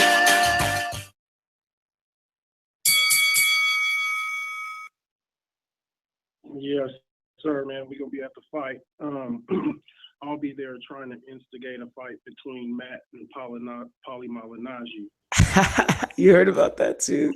Dude, hey, I need to get an invite to one of these fight nights you guys keep having, man. I'm out here in the Bay. 90 seconds. I'm down. But these picks are sounding real casual, man. So let me get to them. Let me get Cuellar in an ass kicking. I want AJ. I gotta take AJ. Always juicing. Charlo, give me Charlo by stoppage, and I'm gonna tell you why quickly. Strong. I don't like how in J-Rock's last fight it took him forever to get that Italian. 60 seconds. A round or two in about the first 6 rounds where I could see doubt in J-Rock, and he won't like the power and the jab from Charlo. Give me Crawford by stoppage. That's going to be TKO. I'm going to take Ruiz for all the portly gentlemen of the world. I got to represent. Let me get Dylan White. And as far as Danny goes, man, what we're seeing is Danny's looking like shark food, man, and it's a bunch of sharks in the water. And to me, you know, what we're seeing is a true indication that Danny's not as good as he's being promoted to be, as we're fooled to think he is, because guys don't call out real guys like this. You don't see that in boxing. Dudes have a healthy respect for another dude when they 10 seconds. Danny, man, dudes just be coming out like, yeah, set it up. It don't matter who you put a microphone in front of. They're going to be like, when it comes to Danny, set it up. And most times that is something you don't see with fighters. Usually there's a mutual respect for another fighter. A guy kind of just leave that like, hey, whatever, with all that fantasy matchup shit. But when it comes to Danny, guys like, let's do it. Yo, JP, you called in. First thing you did was criticize callers for making casual picks. That was a casual sentence, man. You know damn well fighters are calling out Danny the way they called out Floyd, not because he's not a good fighter, but because of the fact that he's a money fight. You want a big paycheck, and that's why these guys are calling him out. Much respect for you, though. He a bigger money fighter than everybody calling him out. He's a bigger money fighter than everybody calling him out. Okay, that could be possibly so. Possibly what an extra $100,000 because Danny not paying like that. You acting like Danny is Mayweather. That's not a comparison. He sold more tickets. He sold more tickets than any of those fighters too. That's calling him out. More than Thurman, more than Crawford. Yeah. But that is your time. Carmelo, I want to get to you because I'm afraid that we didn't. We got to Carmelo, but are you sure, Carmelo? Are you sure? You got picks and everything for him? I got picks from so many people. Let me ask him. Let me ask Carmelo. You there? No, he didn't get my pick. See, we ain't get to him. Oh, yeah, man. he didn't get my pick. Yo, Steven, stay away from the coquito, man. Go ahead, Carmelo. Damn, my bad, Carmelo. I'm slipping. That's my bad. Pick, Steve.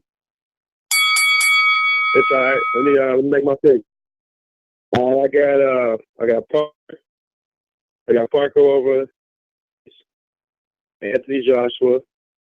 Give me Dylan White over Chisora.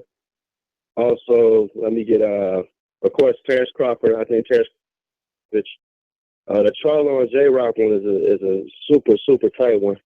But I'm gonna say Charlo pull it off. But I think J Rock, but I'm gonna go with Charlo. And Abner Mares versus Cuellar. I got Cuellar. I think he's too big for him. Did I miss any other place? Let me think. I think that's all of them. That's all of them, man. Yeah. That's all of them, buddy. Yeah, that was all of them. All right, brother. Well, we're going to get to some other Carlos Mello. We're trying to keep it quickly because, damn, it's already past 10 o'clock in this mother. We got to get to Compa, too, because he just called back. You know, he's our boomeranger, so he gets to skip a line. Compa, you dropped off earlier today, brother. What's up? Hey, what up, Boxing Voice? What up, Steven? Hey, but hello. Yes. Hello. Yes. Hey, but yeah, I got Ruiz. I got Eric Molina. I got Terrence Crawford. I got Abner Mares. I got Charlo, and I'll go with Chisora. And hey, who else we got? Yo, why you only going with Eric Molina and not John Molina? Yeah, for real, you picked all the Mexicans except John Molina, bro. What's up with that? He's like, I got Eric Molina, Andy Ruiz, Terrence Crawford. It's not even about that. Nah. It's because they're gonna be the first two Mexican American heavyweights to win. And then I got my Chavez Jr. too. He's gonna win. All right, then good looking out. All right, good looking out. Bye. For sure. All right, Compa, that was the weirdest exit he's ever done. Savage from Toronto, talk to us. It's that Cali Green, man. Yeah, what's going on, boys? How's it going? Big weekend for boxing. Huge. Yeah, just going over the picks. Definitely Parker over Ruiz. Joshua clearly over Molina. What else we got? Crawford obviously over Molina.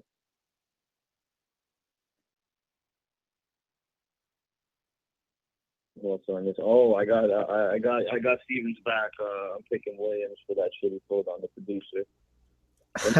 For sure. Shit. Who, Williams over Charlo? I think that's all I want. I think. Oh. Mares Cuellar, yo. He picked Williams over Charlo? Producer, man. So he's on some bullshit. Williams over Charlo. Oh, wow. Hell yeah. That's what's up. I'll post that picture too. You'll be able to check it out. Go follow me on Instagram at sugar_steve.c. I'll post that picture. It'll make all of you believers. You'll all root against to watch. Yeah, that's funny as hell. You do crazy shit, bro. Yo, Charlo, I'm telling you, I heard they like that, bro. I heard they like that for real. That's some dickhead movements. But Dillian White over Chisora for sure as well. I'll take them.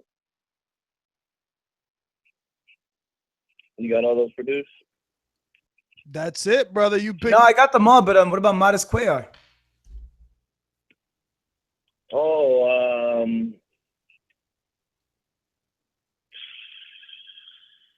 I honestly don't know too much about that fight, man. What about I'll take Jesus Marcelo over Abner though.